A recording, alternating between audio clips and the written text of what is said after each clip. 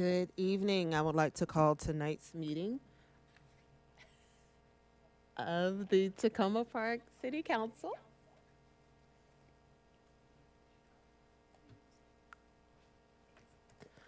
to order with the clerk.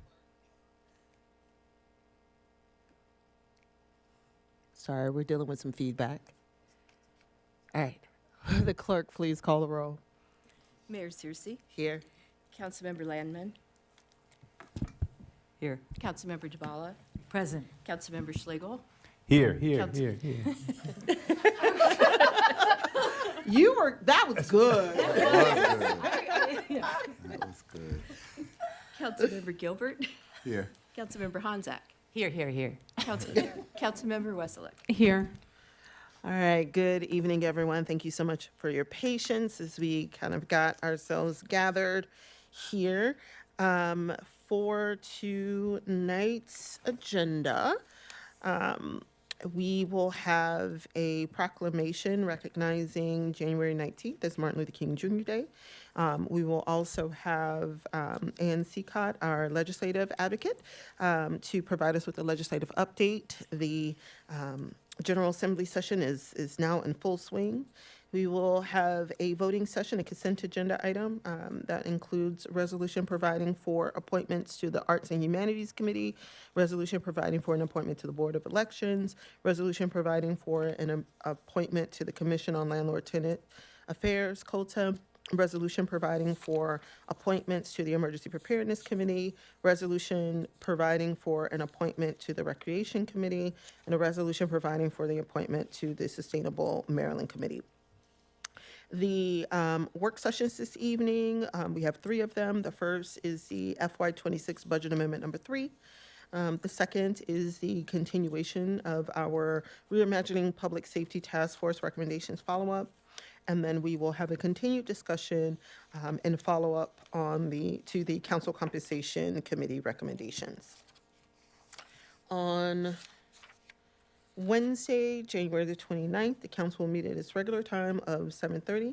We will begin with a legislative update from Ann Seacott, who's our legislative advocate, a presentation from Raf Tellis, a financial sustainability report, and that's phase 2. And we will have a voting session, the first reading ordinance approving the FY26 Budget Amendment number 3. Tentatively, depending on how our work session tonight goes, a resolution regarding the recommendations of the Council Compensation Committee. And then we will have a work session that evening, the code amendment to expand the homeowner property tax credit program. Wednesday, February the 4th, we will meet at our regular time of 7:30. It's going to be a little bit of a busy night. The first item will be our legislative update. We will then have voting sessions. The first is the second reading ordinance approving the FY26 Budget Amendment number 3. Tentative, a resolution affirming support for employee access to stress management and peer support services without fear of retaliation. And then a resolution updating the status of the recommendations to the council by the task force to reimagine public safety. We will, and those last 2 items are tentative. And then we will have work sessions, 3 that evening. The first is the tenant protections overview and discussion. The second is planning for the New Hampshire Avenue Recreation Center redevelopment. And the third is proposed amendments to the Tacoma Park Code, Chapter 14.12, in terms of the noise ordinance. All right, and so with that, I am going to move to our first item, which is a proclamation recognizing Dr. Martin Luther King Jr. Day. Proclaiming January 19, 2026 as Martin Luther King Jr. Day. Whereas Dr. Martin Luther King Jr. devoted his life to the pursuit of justice, equality, and peace for all people, and his enduring legacy continues to inspire generations to build a more inclusive and equitable society. And whereas Dr. King's leadership in the civil rights movement challenged our nation to confront systemic racism, embrace nonviolence, and ensure that the unalienable rights of life, liberty, and the pursuit of happiness are extended to all. And whereas the nation and our own community continue to face significant challenges in a time of heightened division, political polarization, and social unrest, and it is especially important to reaffirm our commitment to the values Dr. King championed: unity, justice, and dignity of every individual. And whereas the City of Tacoma Park is dedicated to fostering dialogue, understanding, and cooperation among all residents, regardless of background, and recognizes the progress is achieved when communities come together in the spirit of Dr. King's dream. And whereas Martin Luther King Jr. Day is also recognized as National Day of Service, calling Americans to volunteer and help neighbors in need. Now, therefore, I, Talisha Searcy, Mayor of the City of Tacoma Park, Maryland, do hereby proclaim January 19, 2026 as Martin Luther King Jr. Day in the City of Tacoma Park, and call upon all residents, organizations, and businesses to honor Dr. King's vision by engaging in acts of service, reflection, and civic participation. Let us recommit ourselves to the ongoing work of building a just and compassionate community and to bridging divides with empathy and mutual respect, especially in this challenging political climate. And so with that, we are going to move to our next agenda item, which is our legislative update. Let's see if Ann is here. Hello, Ann. Good evening, everyone. I hope everybody's doing well. Y'all seem to be having some fun there. We are having a little fun this evening. That's wonderful. That's wonderful. So thank you very much. As the mayor said, the General Assembly started a week ago, and it started with a flurry of activity right before session, with the stepping down of Speaker Adrian Jones, the election of a new speaker, Jocelyn Pena-Melnick, and the ensuing changes in the House of Delegates that were quite significant. Speaker Pena-Melnick has added a sixth standing policy committee in the House of Delegates. So members as well as subject matter were shifted around.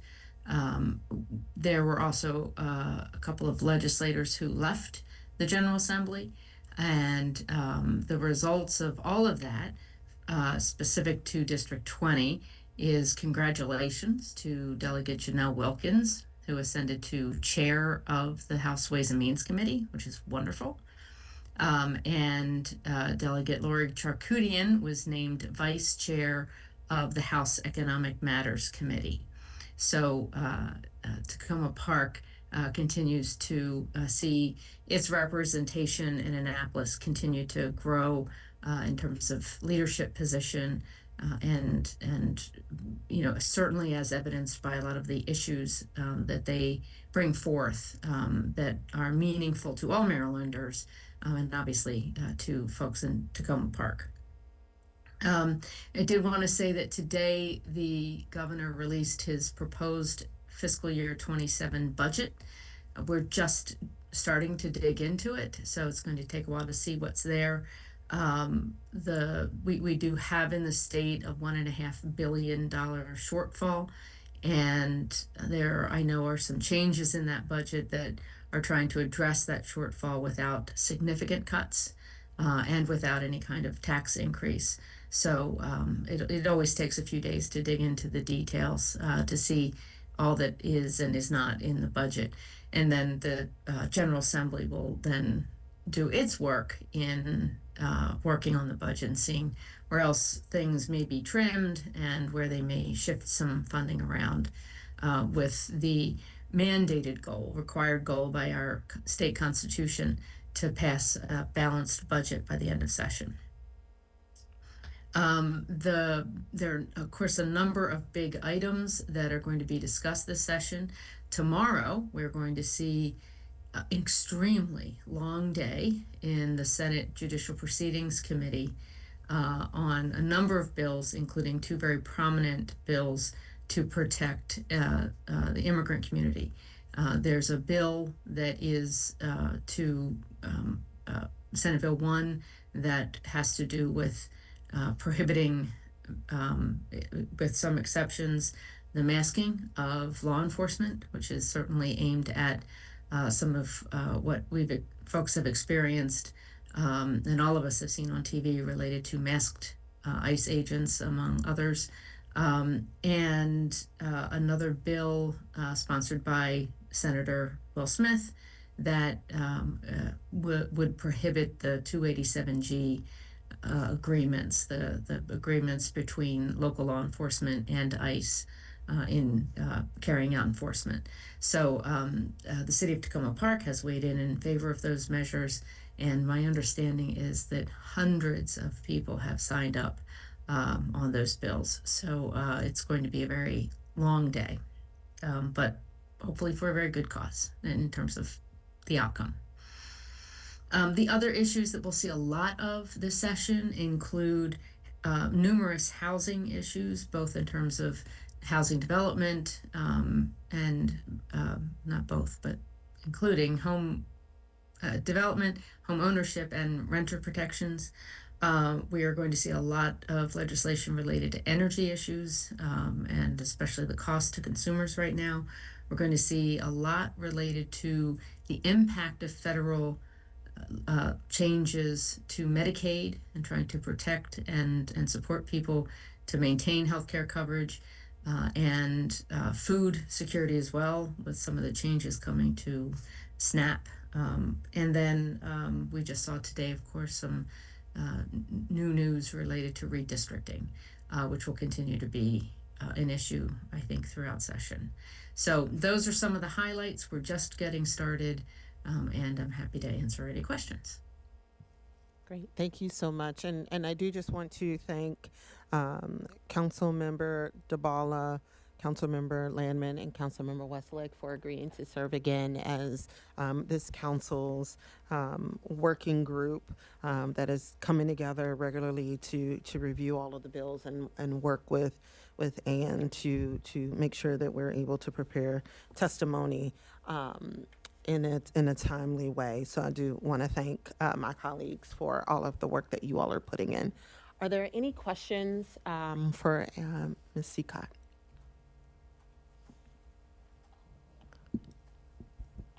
All right, Councilmember Honzak. Thank you. Thanks, Ann. It's always great to see you. Just one question about the bill that Smith has put forward about prohibiting 287G agreements. How do you feel like that's looking, or is it too early to say? Well, the big difference from last year, and the House of Delegates passed the bill last year. The big difference this year is that Senate President Bill Ferguson has publicly stated he will be supporting that effort. So it is looking better than last year for sure. Thank you. All right. Wonderful. Well, seeing no more questions at the dais, again, Ann, thank you so much. And I know that you are working hard to make sure that our views and needs are heard in Annapolis and bringing information back that has been really critical for the city. So thank you so much. Thank you all. See you next week. Excellent. Okay, next we're going to move to public comments this evening on voting items. As a reminder, tonight our voting item is the consent agenda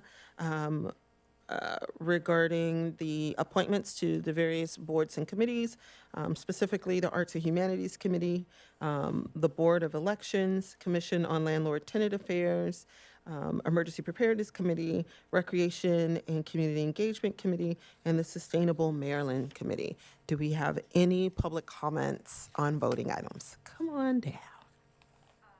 Give me 1 second. Let me get your mic going. All right, awesome. I never considered that sometimes the public comment might steal your thunder, but I'm really excited about one of the appointments to the Arts and Humanities Committee, Sebastian Coe from Tacoma Park, Ward 1. And if I'm correct, I think it's the same Sebastian Coe who was Mercutio in Blair's performance this year of Romeo and Juliet. And so finally, you guys got someone young, not on the youth committee, but on one of the other committees. And I hope that lots of other kids will follow in his footsteps because There's no reason that because you're a youth that you only apply for one committee. Sebastian is really great. He did such a good job in the play, and I'm sure that he'll have a lot to offer the committee, and I hope that lots of other kids see that they can do it too. So thank you. That's all I have to say. Excellent. Thank you so much. Do we have any other public comments on voting items?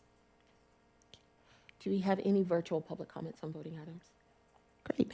Okay, we're going to move to general public comments this evening. Do we have any general public comments?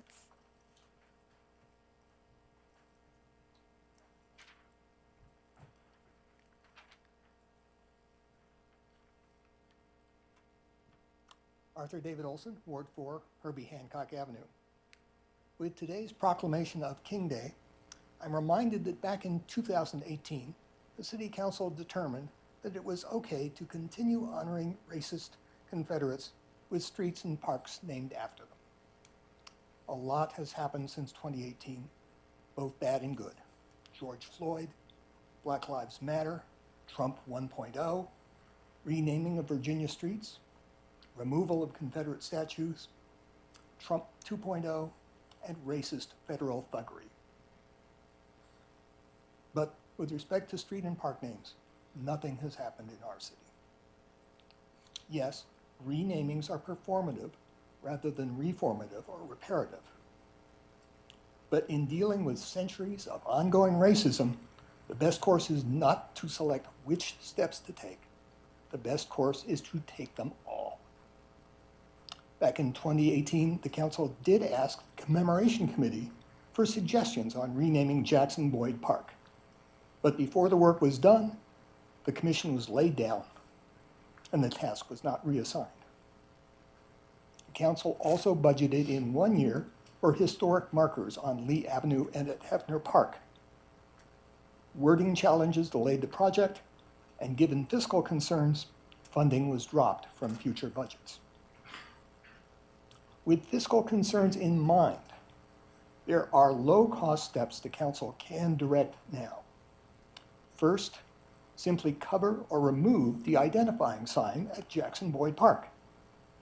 Second, simply remove the 3 Lee Avenue street name signs. While Montgomery County controls the city's street names, Tacoma Park controls the city's street name signs. That makes possible a slightly higher cost step, replacing the Lee Avenue street name signs with ones for Mr. Lee Avenue. Doing so changes the honoring of General Lee to local hero Lee Jordan. It should not confuse postal workers, and it will not require any action on the part of property owners. With all that has happened since 2018, I hope the council will revisit the matter of street and park names. Thank you. Thank you very much. Do we have any other general public comments this evening? Okay. Do we have any virtual public comments? We have Ferd Hefner online. Wonderful.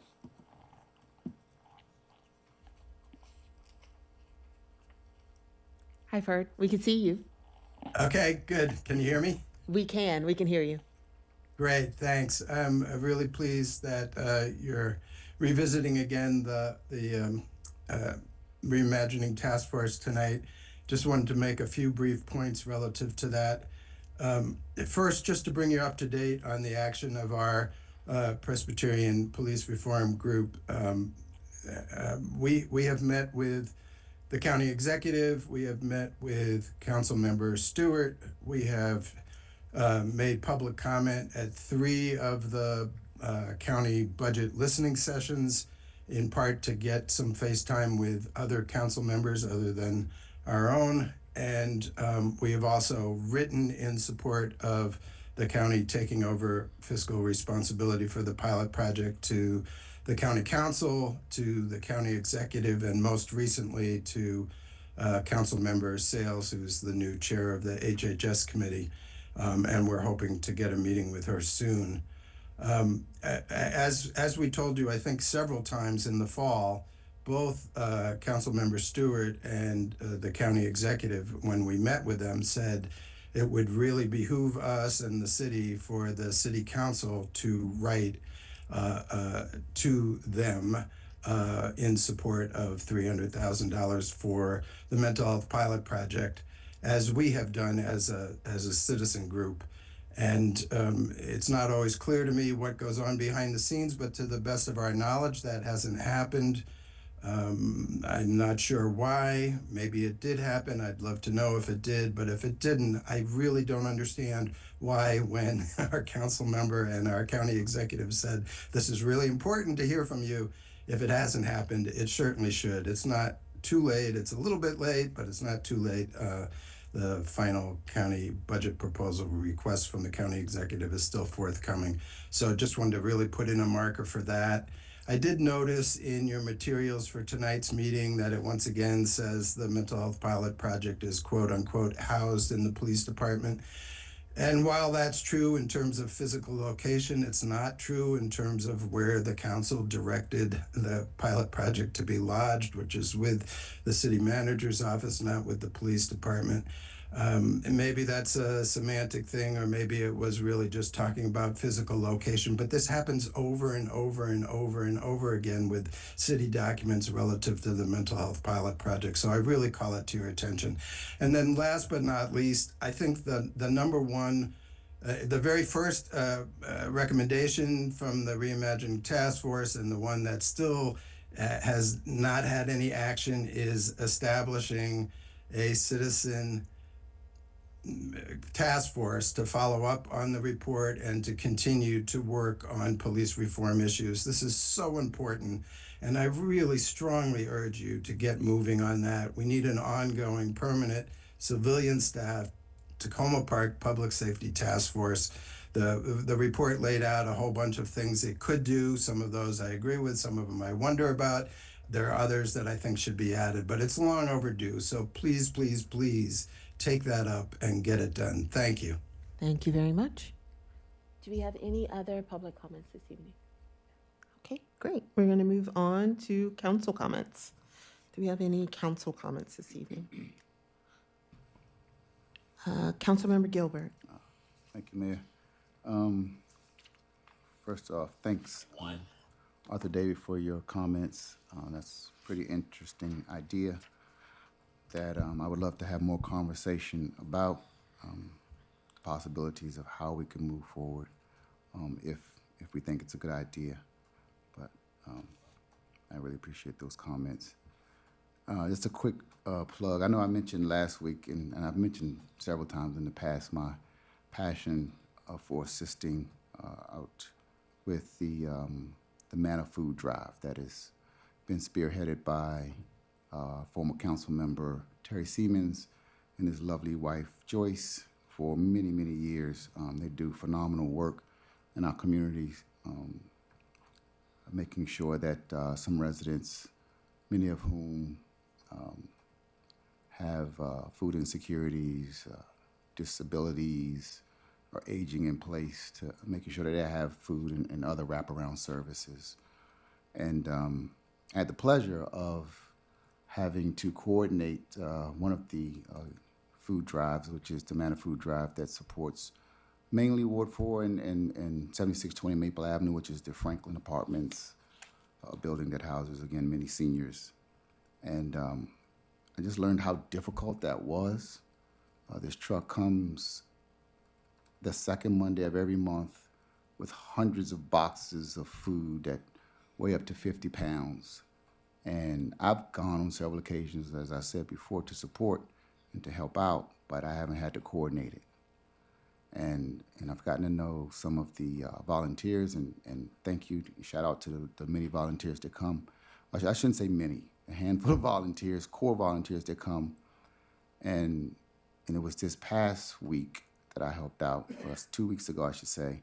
I realized I was the youngest of the volunteers, and I ain't no spring chicken. And so, by the end of that 2 or 3 hour period of delivering those boxes, I'm fatigued, and I can see the fatigue on the faces of those several, 20 years my senior.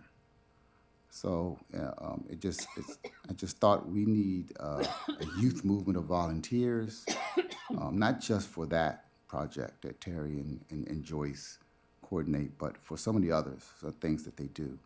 And I know they have asked for assistance. And so a quick plug that, again, the Mana Food Drive is the second Monday of every month. It's around noon at 7620 Maple Avenue, the Franklin Apartments. And Terry and Joyce do other work on every Monday where they're delivering food to residents in our community and can really use some help. Specifically, people, again, who can lift boxes up to 50 pounds and that may have a vehicle, a van or something like that where they can transport boxes. So if anyone has the capacity, has the time, please reach out. If you know Terry or Joyce, reach out to them. If you don't, reach out to me and I can connect you. But our community could really use some help with some of these services in the absence of, a company. And I know I had my meeting with City Manager Despirito last week, and we discussed the possibilities of some wraparound services that would, there would be a cost, but that may be able to coordinate and really help with some of these things as we are struggling to find volunteers. So again, anybody that can help out, reach out. Thank you. Great. Councilmember Landman. Thank you, Mayor Cersei. If I could just ask the audiovisual crew that the closed captioning does not seem to be turned on. Just want to point that out. I wanted to thank all the public comments tonight. They were all very constructive and helpful. Thank you for all of them. And thanks again to all the people who came out last week to talk about the horrible situation with ICE that was going on, not only in Minnesota, but that has been going on here in Tacoma Park and the surrounding communities for the last few months. And really, the degree to which our neighbors have been volunteering and spending day and night to assist their neighbors is phenomenal. And, if it has to persist for the next 3 years, we are all in trouble. Anyway, I wanted to note that I attended a community conversation that was organized by those volunteer organizations, and Councilmember DeBala was also there. It was a very informative session. We got a clear sense of different ways in which they felt that the city could work more effectively hand in hand with them, and a desire on their part for us to continue to do that. And we identified some specific actions that they felt the city could work with them on taking. And those are things that we had the opportunity, Councilmember DeBala and myself, to discuss with the city manager and the police chief and other city staff the other day. And I look forward to taking some of those suggestions back to the community organizations and also to participating in future community conversations and to keeping those lines of communication open on a regular basis between elected officials and the city staff and the community. This is going to be an ongoing challenge, and we are going to have to face it together, at least for the medium to long term. And I wanted to also flag that we are being very careful to follow up on all the legislative opportunities that we have to weigh in, such as the two bills that were discussed earlier today. We have been submitting legislation on the support for the legislation on the part of the city, and anyone who wants to see that testimony, I hope we're going to have that up on our website momentarily. So some things are more easily fixed than the ICE situation, so I want to encourage people to participate in the Fix-It Clinic coming up this Sunday from 3 to 5 p.m. at the library. Bring your broken stuff, and we will see if we can fix it. Thank you. Thank you, Councilmember Landman. Councilmember Honzak. Thank you. First, I just want to say thank you to those who spoke tonight. Arthur David, I found your suggestions very interesting. I'd like to discuss them with my colleagues. And Ferd, I am always grateful for your testimony and thankful to all the committee members who are working hand in hand to try to help make good things happen in our city. So I'm sure the mayor will probably say more about your specific questions. I want to welcome our Scout youth who I see out in the audience. I won't name you, so you don't have to feel too embarrassed. But just a reminder that all youth are always welcome to come in and testify as well as sit in the audience. So please consider that. I had a scout group reach out at PAC 205 who was hoping to come in and maybe see all of us in the next month or so. So be ready.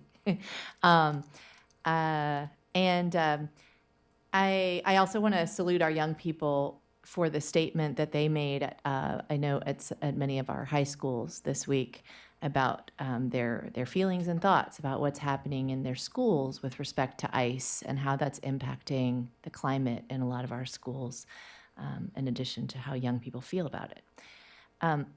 I wanted to just say also, I was alerted by one resident. I don't know how many people were impacted, but apparently some folks were feeling hurt by some of the words that I said last week. And I just want to apologize for how my words landed. I will provide a written response to the person that reached out to me. And I enjoyed spending Martin Luther King Day here in our community with those who always organize. And I just want to say thank you. You know who you are. It's just such a joy to be able to do activities here. I felt the loss of Miss Jackie Frazier this year more than ever, because this is the first year I can remember in which there was no MLK celebration in the evening. And Jackie was always one of the people who made sure that that happened. And the reason it didn't happen this year, in part, is because the last couple of years it had to be canceled due to the weather, and it was another very, very blustery day. So I'm hopeful that as we look towards the spring, there'll be some more activities that we can engage in to honor the spirit of MLK. But meanwhile, as we've heard from our Councilmember Gilbert, and we all know, there are lots of folks who are doing service every week and every day throughout our community, for which we are all grateful. And in that spirit, finally, today I was given a call, and it reminded me that and I'm glad it's a few days ahead of the big snowstorm this weekend. And I had some residents calling me in anticipation of the snow. And I thought, oh, good, it's another opportunity for me to remember more than 24 hours in advance that people call me every time there's a big snowstorm and say, hey, do you know anybody who can help shovel? Some people can pay, but there's some people who can't pay. And even those who are willing to pay, I'm often not able to help them. And so I've sent out my own teenagers or my husband or even myself at times. And so I'm giving us all a heads up. What I did for now, and any other council members are free to join me in this effort. I encourage you and invite you if you have similar issues. There used to be a group called Snow Angels of volunteers, I think, and it used to even be on the city website. And maybe some of my fellow council members can speak more to it, but I called my email Snow Angels, and I just said I offered to set up a list that I could share with people of people either willing to volunteer or to be called to be paid, to help people out, particularly this weekend. So if anybody else would kind of like to join me in that effort and share lists, I'm more than happy to do so. Thanks. Great. Thank you, Councilmember Hanzak. Councilmember DeBala. Councilmember Hanzak, I've already borrowed your idea. So if you're in Ward 2 and you want to volunteer to help a neighbor, you're not already plugged in. Some of the blocks in Ward 2 already have their own thing going, and that's great. But I also get residents who are either housebound or senior and can't do it, who don't have neighbors on their block who can help. So anyone who in Ward 2 who wants to help, get in touch with me. You've already heard about the meetings we had this week on immigration issues. So I won't repeat that, other than to say that I appreciate all the residents who are doing all the little things to help each other at the hyperlocal level through this. It's not just being there in the moment. It's delivering food. It's walking kids to school. It's all that basic stuff that I really appreciate. And anyone also, thank you to anyone who got out this weekend, because some people did, on the weekend to mark the legacy of Dr. King with again, with some community help. So thank you for all that. And this, tomorrow, COG is doing a big program at the auto show on electric vehicles in the afternoon. If anyone was going to go to the auto show anyway and wants to hear something about electric vehicles, stay tuned for that one. I'm going to go down and I'll let you know how it went. Thank you. Thank you, Councilmember DeBala. Councilmember Schlegel. Thanks to all the commenters this evening. I'm certainly hoping that we as a council can return to that question of offensive street names, and then also we can pursue a letter, if we haven't done that already, to emphasize our support for that clinicians pilot. I'm also very pleased and excited that we're going to have a new young member on a city committee. I wanted to let folks know that it's been a while since I scheduled an opportunity to talk in person about any topic of interest, so I'm going to be putting out some dates and times for office hours and try to get a regular schedule in place for the next few months. Most likely Sunday would be an opportunity to be at Peace Park by the gazebo or at the Streetery, and I might also aim for Thursday afternoons. I've thought a lot about the comments last week from the public and from you, my colleagues, related to Councilmember Landman's proposal of a draft resolution to respond to actions taken by immigration enforcement agents. I took some time to focus my thinking a bit, and thinking in particular about Councilmember Gilbert's point that a resolution should call for some specified action to be taken. So I did have these thoughts to share. We have these precipitating events that seem to prompt further council action. We know them well: rising apprehensions, increased ICE presence in our area, new recruits, shootings associated with ICE activities, and harassment and threats to witnesses and bystanders, even around here.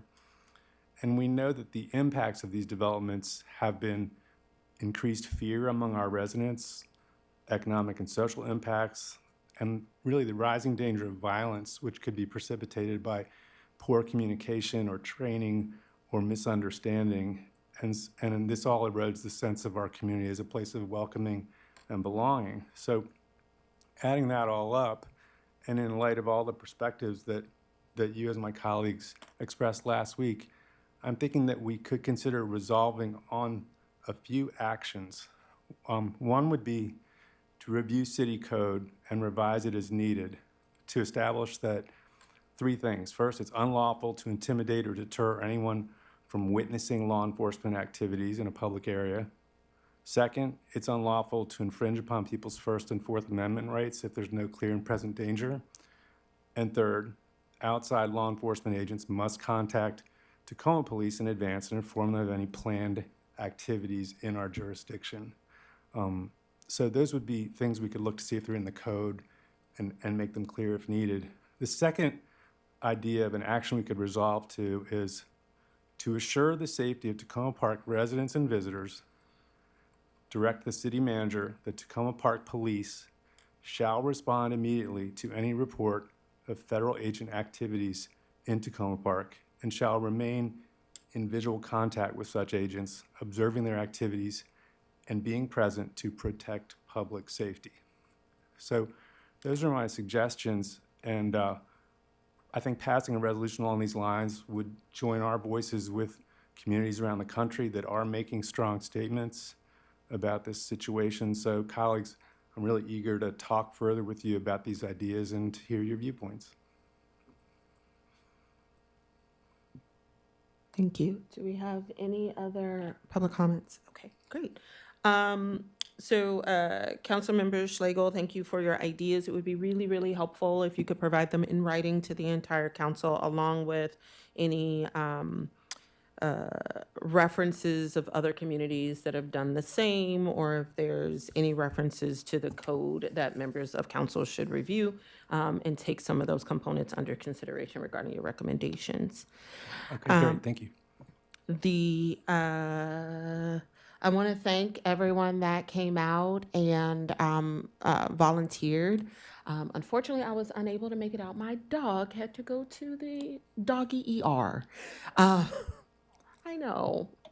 managing diabetes in a dog is very difficult.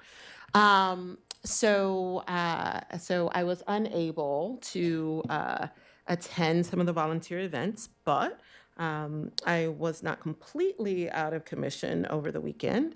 On Sunday, I was elected and accepted the role of treasurer for the Maryland's Black Mayors Association. So I will be serving in that role, and I want to thank you very much. And I do want to thank all of the mayors across the state that entrusted me with this responsibility. So managing the money is a big job. So I want to thank folks for that. The couple of quick things so everyone's watching the weather to see if these things will happen. But on Saturday, the co-op, and I am planning to attend, it's at 3 p.m., the Shaping Our Second Store with John Steinman. That is an event that's planned. They are also checking the weather to make sure that that's going to continue to happen, but it will happen. The event will take place here in the community center. Additionally, I believe Kindness Day is slated for Sunday. I'm not exactly sure if that's going to happen. Excuse me, Mayor, I have heard that it's been moved already. Has it been moved? Yes, but I don't have the details. I'm sorry. Does anybody else? Anyway, I just don't want to, I I'm did glad hear that it you through an heard it. official channel. Yes. Okay, thank you, because I had not. So, again, everyone's watching the weather. And so check out Small Things Matter website to see whether or not Kindness Day, which was originally slated for Sunday from 10 to 1, has been rescheduled. And I believe I think that is it for me in terms. I'm sorry. So in terms of the Mental Health Council, counselor pilots, I just want to state, and I believe the city manager has stated this as well. I have been in communications, the staff has been in extensive communications with members, with staff in the county to advocate on behalf of making sure that this is incorporated into the county exec's budget. Whether or not an official letter is needed at this point, I know that I have been told that it's not necessary because we've bugged them enough about it, and they know that it's something that we want and need. But from the staff that I've communicated with, but whenever this item ultimately makes its way to the county council, similar to the approach that was taken for Piney Branch Elementary School, we definitely will need to make sure that we're sending a letter forward to the entire county council to make sure that they're aware that this is something we want to ensure remains, so long as it's included in the county executive's budget. And so with that, I will turn things over to City Manager DeSpirito. Thank you, Madam Mayor and Council and our residents and guests this evening. Yes, and I would concur with your comments with respect to the request for county support for the mental health pilot ongoing, that we have a lot of strong indications that it will be ultimately promoted to the full county council, and that would be the juncture that would make the most sense and be most effective in terms of a formal communication from the mayor and council as a body to support that. And certainly we'll keep you all informed as we learn developments with the county budget and timing, and maybe some cues from folks that are interested also in seeing this happen at the county side as to timing. So Mayor and I will certainly keep you all informed as to that. But thank you for your support on it. It's often said that everybody complains about the weather, but nobody does anything about it. And what we can do is try to plan a little bit around it and plan for what we anticipate will be kind of a nasty, tough weather forecast this weekend. So I just want to say to the public and to the council that please stand by. Staff has been meeting today and will tomorrow and Friday, and I'm sure through the weekend as the situation develops with respect to contingency for snow removal, with respect to cancellations that are potential, and also emergency services in terms of, folks that may lose, because in conjunction with the snow, there's going to be a cold snap, and, folks that lose heat, and we want to make sure that they know what resources and make sure we can get resources to them. So our Housing and Community Development Department, as well as others in the city, emergency manager, police department, we're all going to work together, Public Works, and the city manager's office, of course, will work to try to make sure that information through the communications department is provided to the public in a timely way so that people can have the best route to relief if they need it, and places where they can reach out to us for questions should they have any. So much more to come on that. Stay tuned, and we're going to keep working it on our side. From the communications department, the city of Tacoma Park is excited to introduce 2 new tools designed to help residents more easily access information and stay connected with the city. The Tacoma Park Resident Portal and Notify Me. The Resident Portal allows residents to access information, submit payments, receive important updates, and stay informed about city meetings, news, and community programs all in one place. Notify Me is a subscription-based notification system that lets users sign up to receive city updates. Subscribers can choose the topics that interest them, manage their contact information, and receive notifications by email and/or text. To learn more and get started, including sign-up instructions and user guides, please visit the city's website. From the Housing and Community Development Department, there will be a public meeting for traffic calming and sidewalk requests on Tuesday, February 3rd at 6:30 p.m. at the Community Center Auditorium here at 7500 Maple Avenue. Requests for sidewalks that were submitted by residents by last October 31st, 2025, will be presented, and residents will have an opportunity to add comments and background for staff's information. Please check the city's website for traffic calming and sidewalk requests. A link will be included in the posted city manager's comments. From the library, we're partnering again with A Cat's Life Rescue for another session of Kitty Book Nook on Saturday, January 24th from 12 noon to 3 p.m. Come meet some adoptable cats and spend a fun and cozy afternoon at the library. As Councilmember Landman referred a bit earlier, the Fix-It Clinic's next session is Sunday, January 25th, beginning at 3 p.m. Sign up for a slot to get your small appliances and bicycles repaired, clothes mended, beaded jewelry restrung, knives and scissors sharpened, and more, all for free. Community Tabletop. If you're looking to make bookish friends, we are starting an informal program 2 Thursday evenings per month that we are currently calling Community Tabletop BYO, or Bring Your Own Games and Crafts, which is exactly what it sounds like. We provide uncluttered tabletops and chairs, and community members can bring craft supplies or games and enjoy the space. Volunteer Mahjong instruction will be available most sessions. All sessions begin at 6 p.m., and the first few are scheduled for February 5th and 12th, as well as March 5th and 19th. From the Recreation Department. The Recreation Department still has space available on the Winter Fun Day trip. This is a day trip when school is out for elementary grades.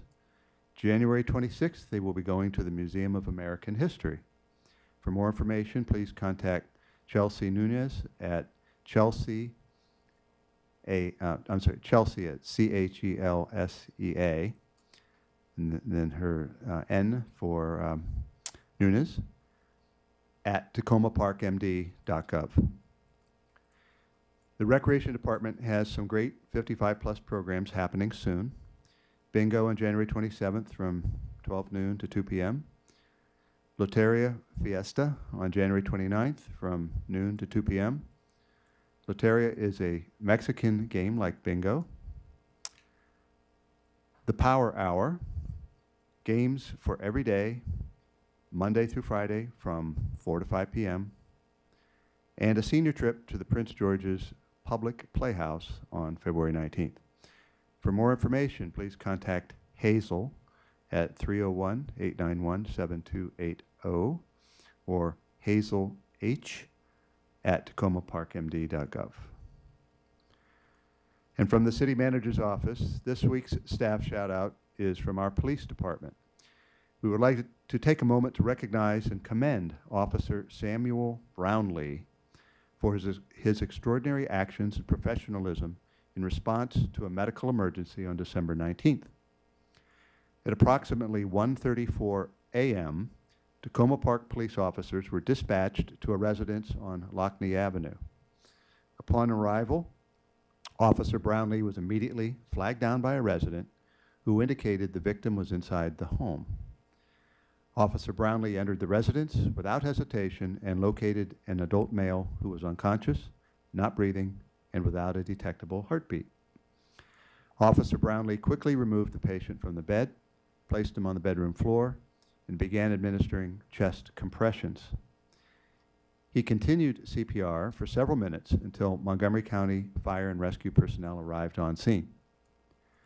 Fire Rescue later advised that they were able to detect a heartbeat, likely due to the rapid and effective CPR initiated by Officer Brownlee. By the time the patient was transported from his residence to the hospital, he was breathing and had a strong heartbeat. Officer Brownlee's decisive actions and commitment to preserving life made a critical difference in this outcome. We're incredibly proud of Officer Brownlee and grateful for his dedication, courage, and service to our community. His actions reflect the very best of the Tacoma Park Police Department. Thank you Feel very free much. to applaud. And finally, I'd just like to salute all city employees who have to work outside in this extreme cold and the snow to come. That's our Public Works team, virtually all of them, the police department, our sworn officers and others, parking enforcement and others that work outside, code enforcement, and all other city employees who likewise work in the elements, especially given the cold snap that's to come in the next couple weeks. We salute you and say how much we appreciate you in advance. Thank you. That's my report. Thank you very much. And thank you to all of our staff that's working in the inclement weather, especially what is expected over the weekend, and Officer Brownlee for his quick action. Mayor, excuse me, point of order. Mayor, I have a quick question for the city manager. Is the traffic meeting that's happening on February the 3rd going to be offered virtually as well? Can people participate virtually? Or do we know? And if you don't know, we can revert. I know do that not people will know. probably ask me that. I could check quickly with the link that we have for this meeting. Perhaps it says on there, it's on the city's website. But Okay. at this moment, I'm not certain. I imagine it would be appreciated by a number of residents if that's a possibility. And then one other thing is, Mayor, I think I made a mistake and jumped the gun on the Kindness Day. I don't think it has yet been moved, but there was an anticipation that that may happen given the timing. Thank you. Great, Apologies. thank you. And so again, I just want to encourage everyone when it comes to Kindness Day to please check out Small Things Matter, their website, and to see whether or not it is still occurring. All right, and so with that, May I ask one follow-up question also? The community tabletop event, is that here or is that in the rec center? I'm not sure I caught that. I'm checking through the note. It's from the library, the note's from the library. So I'm going to assume it's at the library. I think they have a little more room to handle all of those activities than we were on this side.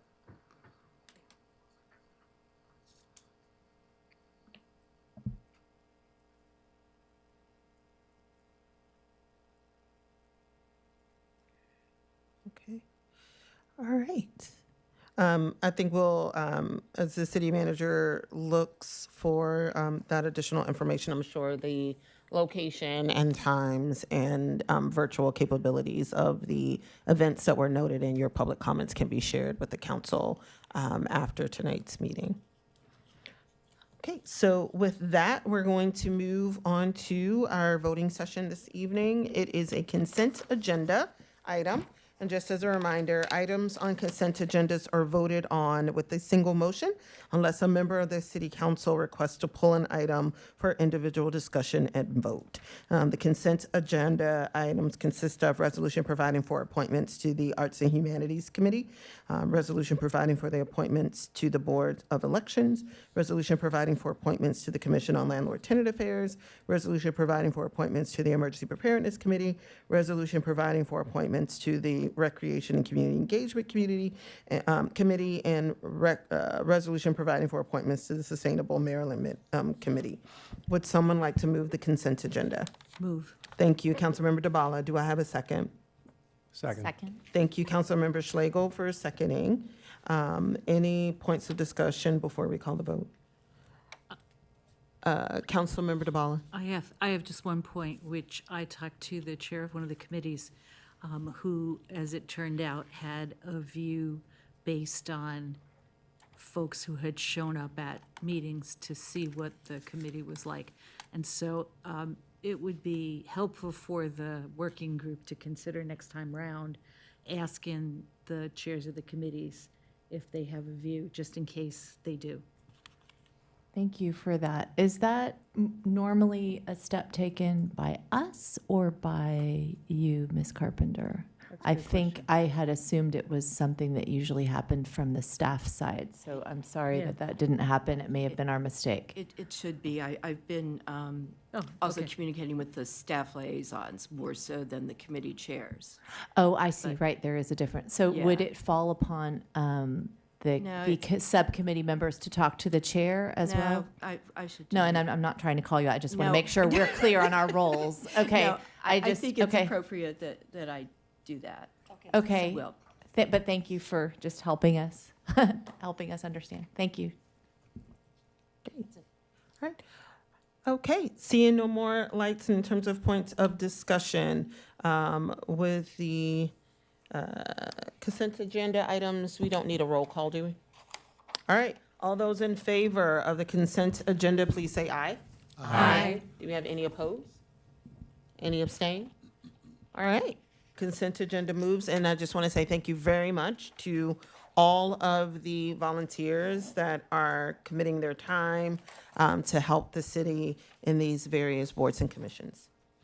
Next, we're going to move to our first work session this evening. It is the FY26 Budget Amendment number 3.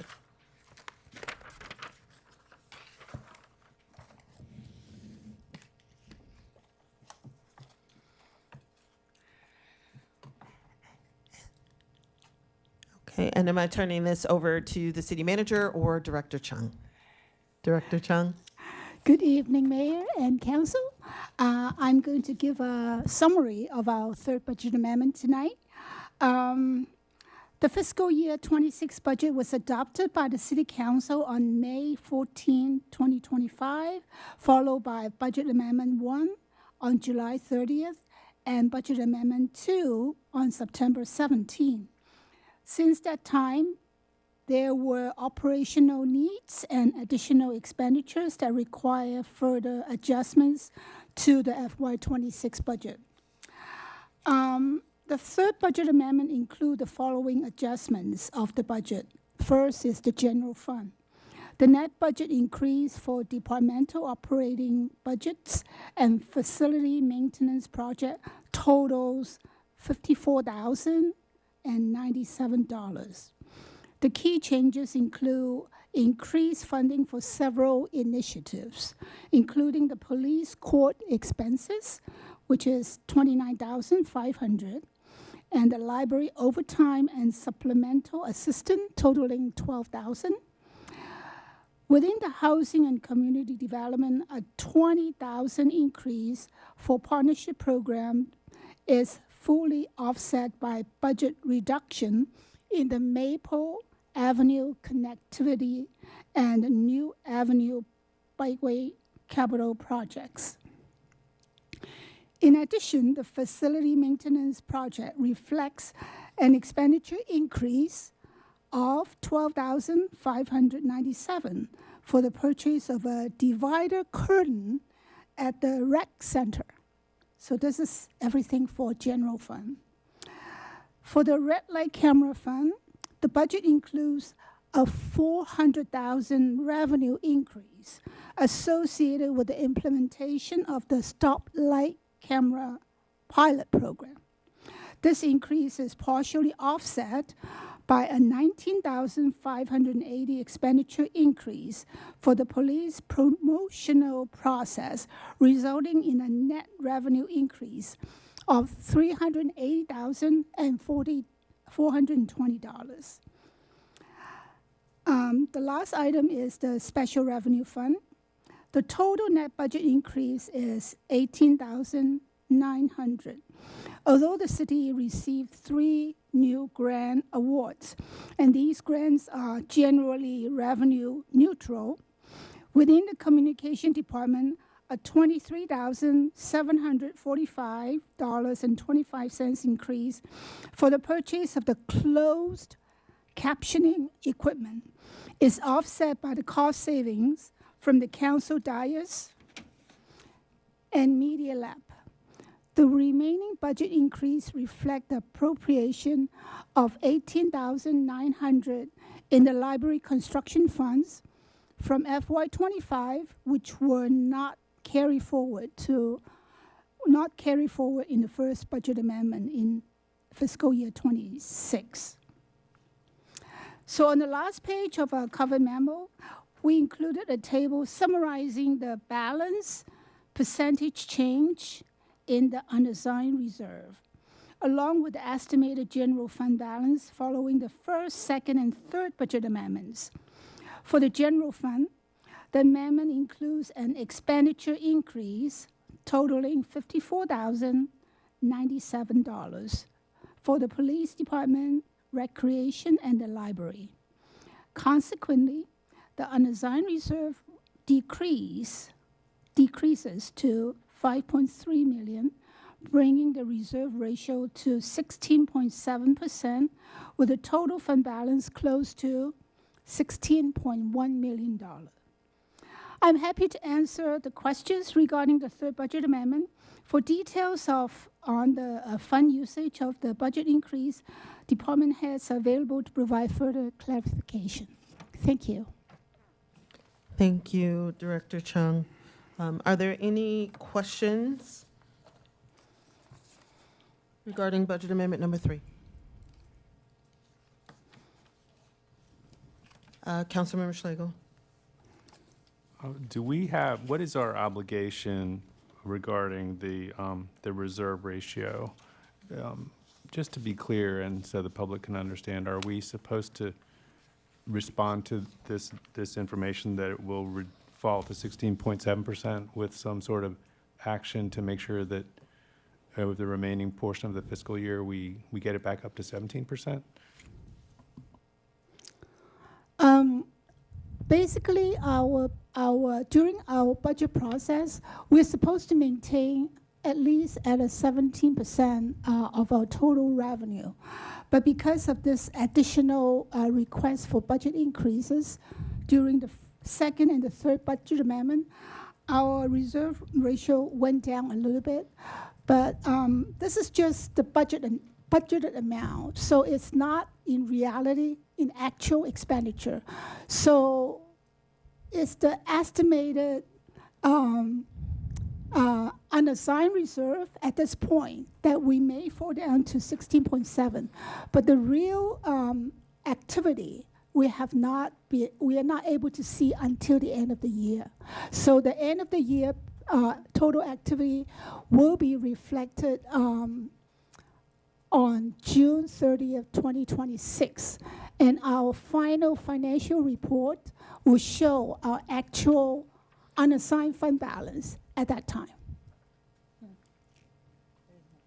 Thank you. So I just to make sure I understand, the key is that at budget making time, that we have the responsibility, the commitment to set aside 17% in the plan. If it drops below during the year, that's how the chips fell. If it goes above during the year, that's how the chips fell. Okay, thank you. Yes, thank you.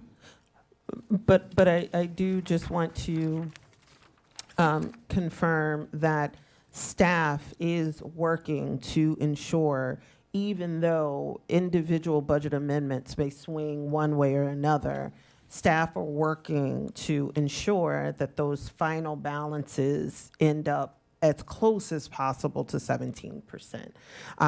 And those reserves, that percentage was really something that was developed under advisement of our financial consultants in order to ensure that if anything catastrophic, we would have enough resources available to manage the city for the recommended amount of time. Yeah.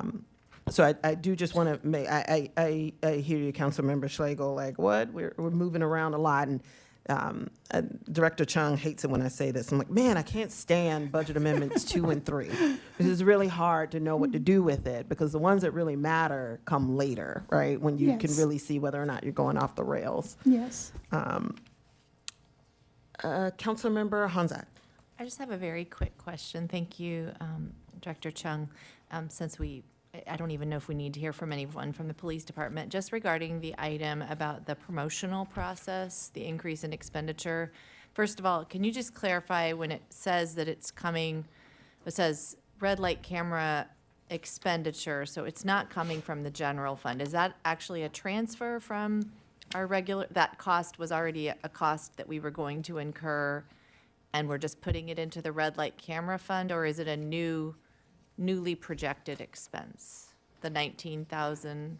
The 19,000 is expenditure in the red light camera, so it doesn't affect the general fund. But was it an expenditure that was already somewhere in our budget, and now it's been moved to the red light camera since it's? According to what I learned from the police chief, this is an expenditure that was not budgeted during the adopted budget, and now we have to add that in the third budget amendment. And do we know why it wasn't projected in the original? It's supposed to be a personnel cost and should be included in the personnel budget. Right. Yeah. But do we know why it wasn't including? Since we have the chief here, otherwise I wouldn't ask right now. I'd probably wait. That He's coming behind you there. Thanks. Hello. So I sent a memo earlier. To I'm reference sorry, I may have missed that. this item. So this was an item that we do every other year. It's previously been allocated by HR and the police department. So it was inadvertently left off of this fiscal year budget, and that's why we're bringing it back. Thank you. Thank you, Chief.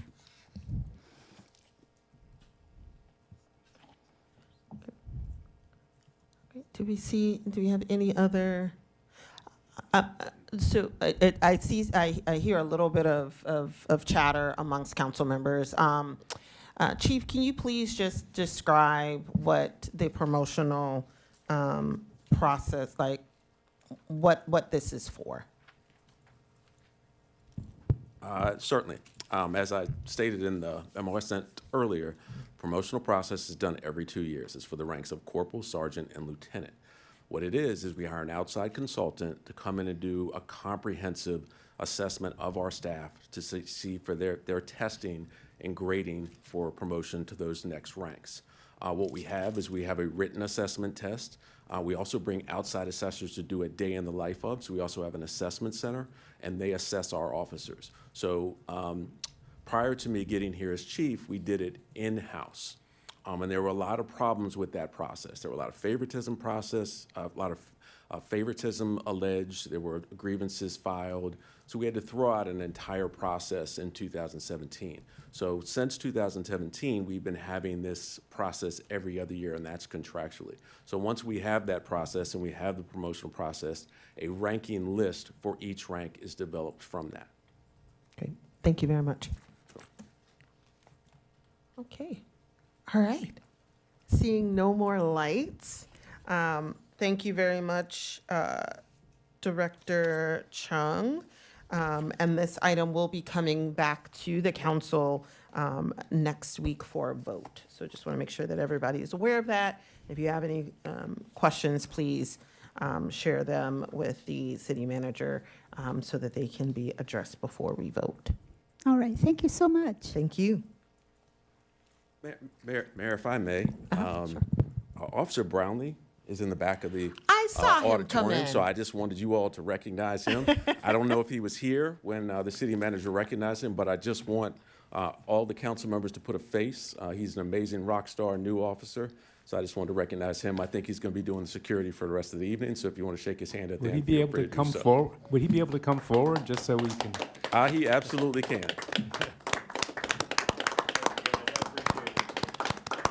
I didn't mean to put him on the spot, sorry. Thank you guys very much. I appreciate it. We appreciate what you're doing for the city. Thank you so much and keep it up.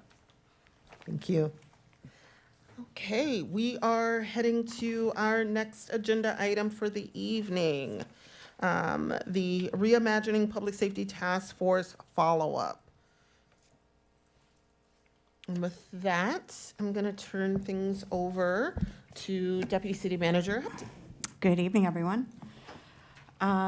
Okay, so this item is a follow-up to what we did, what you all did in July. So we're just going to walk through a 5-minute presentation summarizing the staff report that's already in the package, and then turn it back to the mayor for the next steps. So the agenda, we're just going to talk about the recap of the last council action, staff recommendations, justifications for staff recommendations, and the next steps. I'm not going to read this to you, but just a summary. In July of 2025, the council adopted Resolution 2528-28, which established a path forward to addressing those items that were left open. That resolution identified 4 items. I'm sorry, Deputy City Manager. I just want to check with City TV. Do we need to change this to presenter mode? Full screen? Oh, okay. Presentation mode. Yep, right there. All right, can you all see it? We can. Thank you very much. All right, sorry about that. So there were 4 items that were identified as needing staff recommendations on the implementation or other appropriate actions, which could include this mayor and council deeming these items closed without implementation. The 4 items, 2 and 6, they're similar in that they seek to create an office to provide various services, including mental health support, emergencies, neighbor relations, addiction services, domestic violence, relocation, homelessness. The next one was number 16. That was, the recommendation was for the council to pass a resolution affirming the city's support for the rights of all Tacoma Park employees to have access to confidential mental health, stress management, and peer support services without retaliation. The last one, number 17, was exploring the viability of rental housing subsidy and program to ensure officers can live in the city. Oops. So we are recommending, staff recommends that numbers 2 and 6 be moved to close without implementation. The next slide will share our justifications. Number 17, we also move, we recommend that the council moves this one to close without implementation. For number 16, staff recommends that the council adopts a proposed resolution, which is attached to your packet. The justifications. So again, number 2 and 6, we combined together. The reason for us recommending that this be closed without implementation is that creating an office would require a minimum of 3 FTEs, which comes with a financial obligation.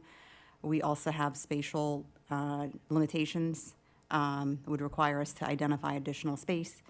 And as you may know, we are already limited to space for existing staff and existing services. Also, and we highlighted in the memo, there are, between the county, the city, and nonprofit partners, the services that were identified by the task force are already available and accessible to residents.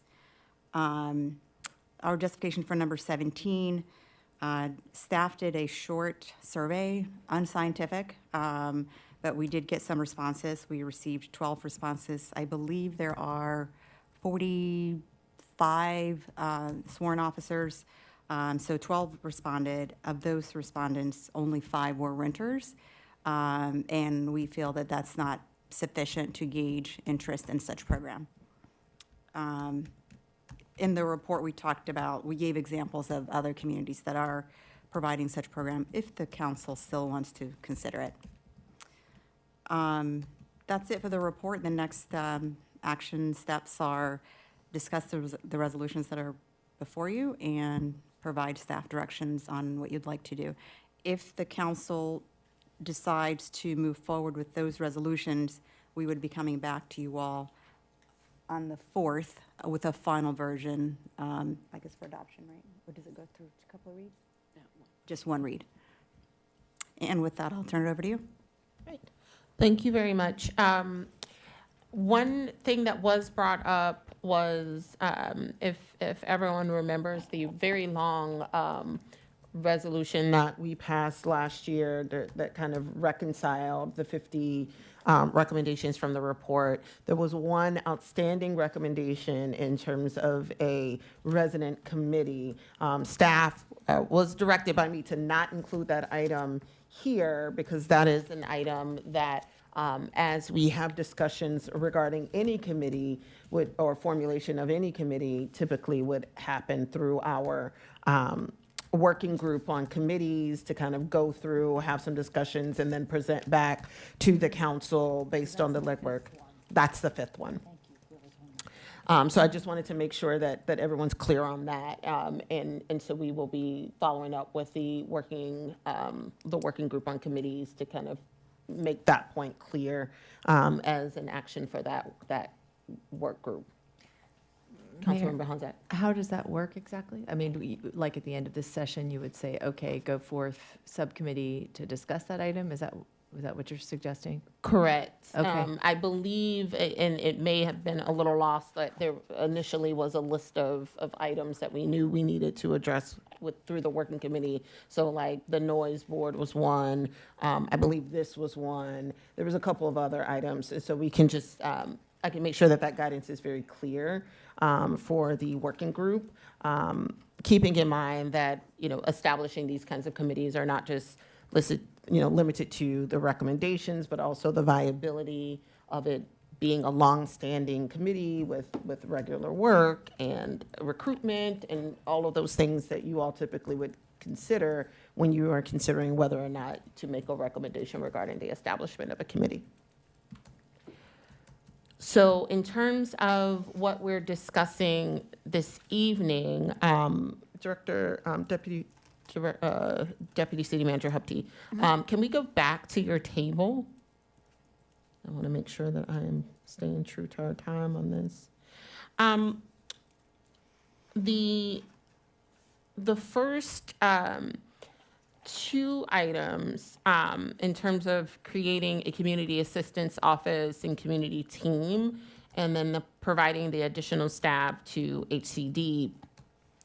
I do agree, while I understand the rationale for the recommendation from the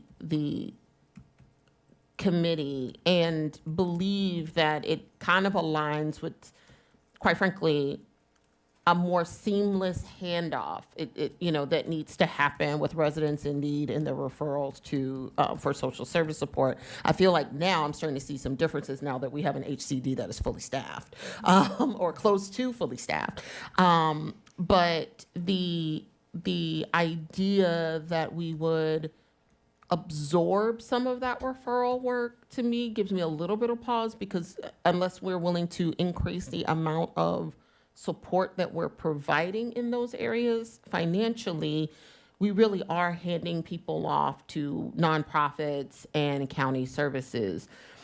How does these two items, and if you can go to your next slide where you include your recommendation, the staff recommendations, and the staff recommendations were very, dare I say, very practical and tactical in nature. It's going to require more people, and we don't have the space for these added people. And while I agree that the services are, it's really referrals to county and nonprofit partners, if it's not something that's available within the city, I still see 2 and 6 as a desire for there to be more seamless handoffs and follow-up. How are staff proposing to try to make sure that that need is being met? I know that we talked about the community navigators work. How does that relate? How does some of the other work that the city is doing that we're already doing in terms of systems and things to kind of improve those handoffs? Can you talk to, or someone talk to, some of the things that you're already doing or planning to do that would kind of fill in the gap for 2 and 6, which would mean that having these additional FTE and absorbing all those costs also would not be necessary, not just because it's not practical, but because we're already doing some form of that work. Sure. I don't know if Devin is on. Is Devin on? Okay.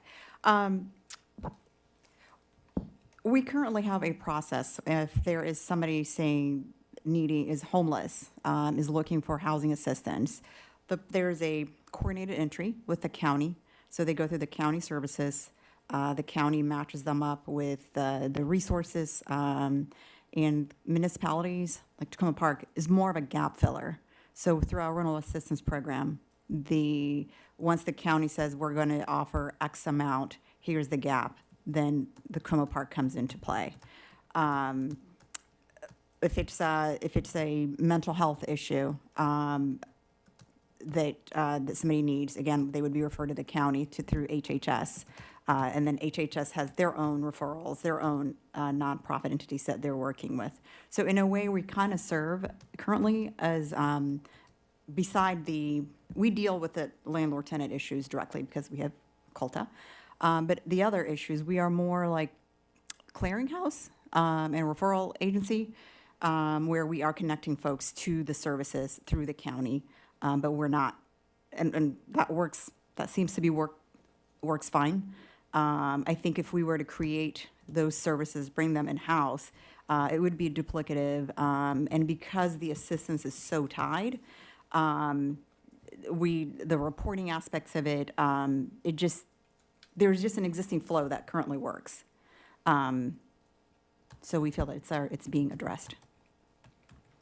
I don't know if that answers your question. I hope it does. Yeah, it might be helpful to just, in terms of a follow-up, and I apologize, I should have sent this question ahead of time to make sure that HCD is able to kind of provide a general summary of what it is that they're already doing, and then how, and maybe perhaps even you in conversation with Ryan could talk about how you're shaping the community connectors to also try to help with making sure that people have information, so we don't have to be a pass-through. If you know to go to the county because of the work that we're doing, if you need support in terms of SNAP benefits or some other social service, and we're doing a more effective job of communicating that, then that could also go a long way to ensuring that having additional FTE in HCD, sorry, there's a lot of acronyms, is not necessary because we've improved the communication. So it might just be helpful to make sure that the actual service delivery component, in addition to the logistical piece of paying for the FTE and needing the space, can be very clear in terms of what it is that we're already doing or planning to do that would kind of fit the bill of what they're talking about in 2 and 6. Certainly, I mean, I think as we move forward in the community connectors, that would be something that we would be incorporating, getting that community connections, getting that, connecting the services referrals to the residents more effectively. Thank you. Councilmember Landman? Thank you, Mayor Searcy. I think one of the things that I'm getting from what you're saying is that this justification does not actually address as comprehensively as we might. Like, we want to talk here. If we're justifying why we don't need to do it, it's better to justify that not just by pointing to why it would be hard for us to do it, but to be explaining how it is being done already through these other available services. And that does not come through in the way it's currently worded. It would be better if the justification also pointed to those other wraparound services that we are plugged into.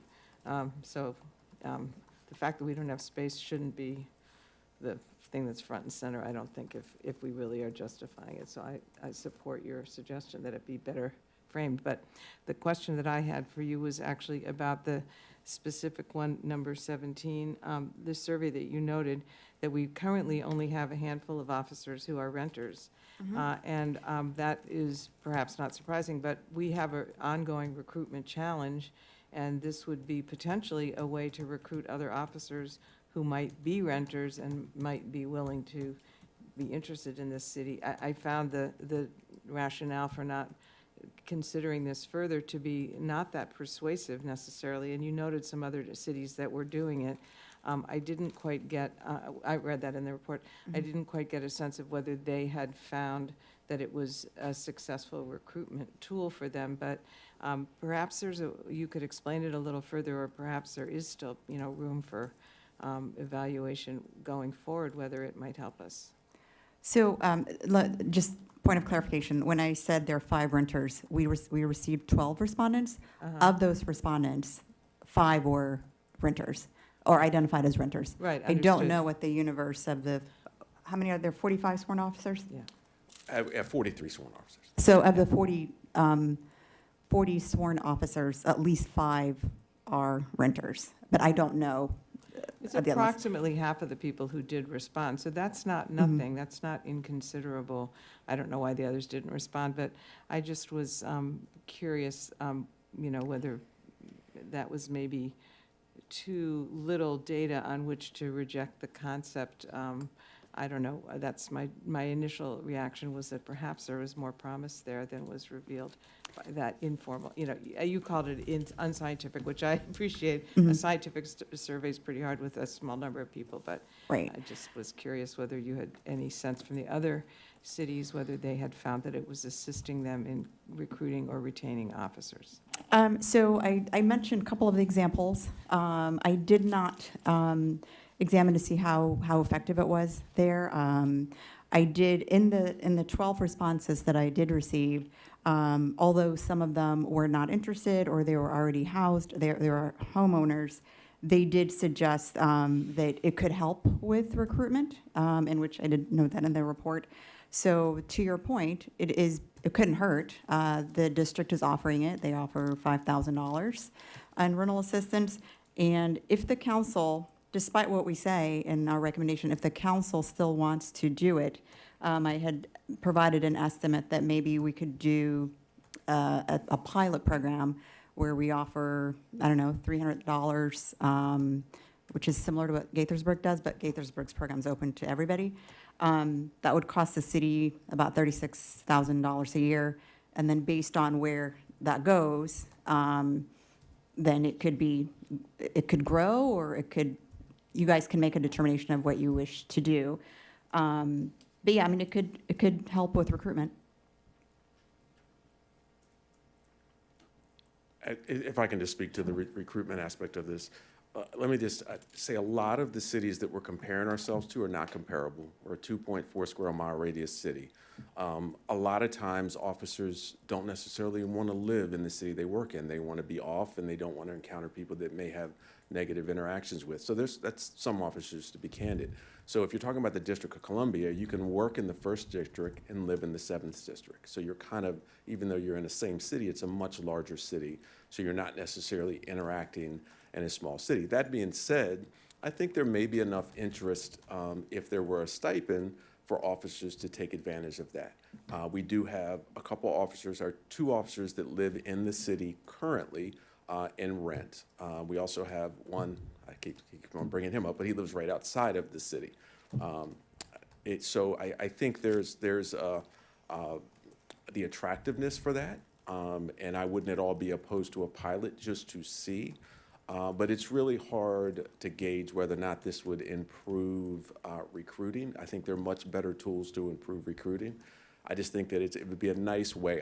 I really, having grown up in the city, Councilmember Gilbert as well, he lived in the city when he worked here. I think there's an absolute benefit of living in the city that you serve in. You're not just a member of the community when you're working here, you're a member of the community 24/7. So the more people we can get to live in the city, the better. But there are some cost restrictions. And to be candid, a lot of these facilities are not that nice. So when we looked through this before with Housing and Community Development many years ago, when Sarah Daines was here, finding buildings that were agreeable and affordable, it costs a lot to live here in the city of Tacoma Park. So we need to take that into account as well. I really appreciate Deputy City Manager from doing the surveys and so on and so forth. And I think that gave us some valuable information. So like I say, I'm not opposed at all. I think if you wanted to try a pilot, I wouldn't say this was an absolute priority for our staff. And I want to add that some of the comments that the chief just made were raised, of those who did comment. One of it was they liked the separation, and so they weren't necessarily interested. And then the other part was the availability of the housing stock wasn't necessarily conducive. Great, thank you. Councilmember Honzak? Yeah, thank you. I think I want to sort of echo the comments of the mayor and Councilmember Landman here about going back to the original issue of the recommendations 2 and 6. I guess I feel like one thing that's missing here is that frequently, and the mayor kind of alluded to it, but frequently my experience as a council member is that residents will reach out, or even someone from a nonprofit will reach out and say, I met this person who lives in your area and they need X, Y, or Z. Can you help them? And then it's up to me to figure out who to contact, where to go, and when I was newer, it was particularly difficult, but even now it can be difficult. And then, as a council member, I want to know that there's been follow through, right? Like, so let's say I put somebody in touch with, Paloma, let's say, or Devin. I just want to know that the person who's reached out to me has gotten at least the correct name and contact, and that they've been able to be in touch with a human being that is the right type of human being to help them.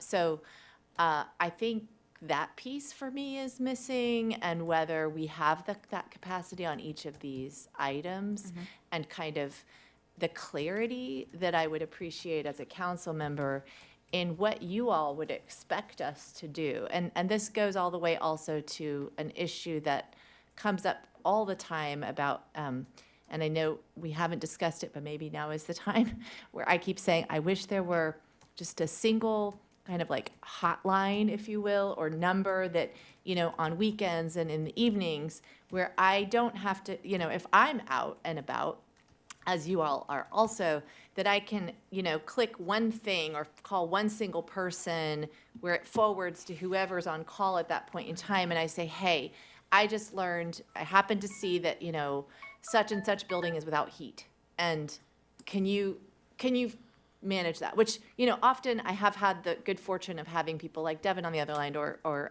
the city manager or whoever, but you know, sometimes I've been not even online when I'm out, you know, camping or something on the weekend, and I know that happens to staff too. But I'm hoping the staff might have some sort of rotational situation going on where I don't feel like I am responsible for digging around and trying to find something in a crisis situation. It doesn't feel to me like that should fall on a council member. So I would appreciate, yeah, the sort of walkthrough for each of these items, what you would expect, an acknowledgement of the council member's role in this, and as a first point of contact frequently, and then kind of like how that would work, not just a broad communications plan. Does that, if that resonates? And then regarding the police situation, I thank you for the explanations on all of that. It makes a lot of sense. I'm thinking that I wonder whether there could be an advantage for us as a city to offer like something similar, not just to police officers, but to staff writ large who live within a certain distance of the city. And I know that when we're talking about officers, let's say it's not that related to recruitment, maybe, I mean, it would speak to our climate plans as a city. It would also financially, for officers or others who get a car, right? It would, I think it might somehow help there. I kind of have to think through that, but you know, and if, for example, they lived physically in the city, then if we were to subsidize the cost of installing an electric capacity for a vehicle, as we've been talking about, you know, again, I could see a long-term cost savings for the city that we've got that more infrastructure that we've invested in. So I think it's worth thinking about kind of all of those factors and, you know, what we're trying to achieve, and not just limiting it to the idea of recruitment. And maybe it would even contribute to this housing goal that we have of trying to encourage us and inspire us to build quality workforce housing in the city. It probably wouldn't directly correlate, but I'd like to see us explore that further. Okay, thank you. I was going to say, there are other cities that do it. You don't have to necessarily live in the community that you serve, but it could be nearby. If that is something that the council is interested in, we can certainly explore and bring a plan together, a cost plan. Thank you, Councilmember Honzak. Councilmember Schlegel. Thank you. Thank you for saying what you just shared, Councilmember Honzak. I totally agree, and I was going to point out the vehicle miles saved and also like the wear and tear on vehicles would be reduced. There's so many reasons why you might want someone living maybe not directly in town if they don't want that, but within a couple miles. I also appreciate your point about trying to get a single point contact for people when they're in some kind of crisis. And I had wanted to ask that I'm thinking about recommendation number 2 here. And I'm trying to go back and honor the spirit of the recommendation. And it seems that just as we value community-oriented policing in the community, the task force was saying, can we value community-oriented availability of these other types of services where people need them, with the idea that that allows relationships to be established and built so that you're not necessarily reaching somebody different in Silver Spring or Rockville every time, but maybe you're reaching someone who knows you. So that the value of that local relationship maybe is what they were driving at. And I did note on in their report on page 21 that they hadn't necessarily assumed that it would require additional FTEs. They had stated they had asked for it to be a pilot program at the time with ARPA funding, and then they said the impact of these new personnel should be reviewed in consultation with the Permanent Public Safety Task Force to determine its permanent funding structure. They added, which may include reallocation of police budgets and/or other funding sources. So I worry that I'm a little concerned that it could be oversimplifying things to read what they were recommending as just a call for more FTEs and to dismiss it on those grounds. So I'm a little hesitant about closing out this one. Yeah, this was more of an assessment internally based on providing those types of services. That was more our assessment that it would require FTEs, and it would. We don't have the capacity to do that range of things, even with a fully staffed HCD. We've looked at it, we don't. And, it may be a very viable goal or something the council wants us to pursue, but it would come with that price tag. Right, I totally understand. There's no way anyone can take on more, as I understand it, with the current FTEs. I don't know whether their thinking was that over time, this might reduce demand on some other personnel to have these positions in place, or whether they might have been thinking that through the county, these sorts of positions could be funded. I think one thing, to your point, Councilmember Honzak, it would be good to figure out better what is the user experience with people when they're trying to get to the correct county service and they're in Tacoma Park. And is there some degree of confusion or runaround that is a core issue that we can problem solve on? And I think that would honor the spirit of this recommendation.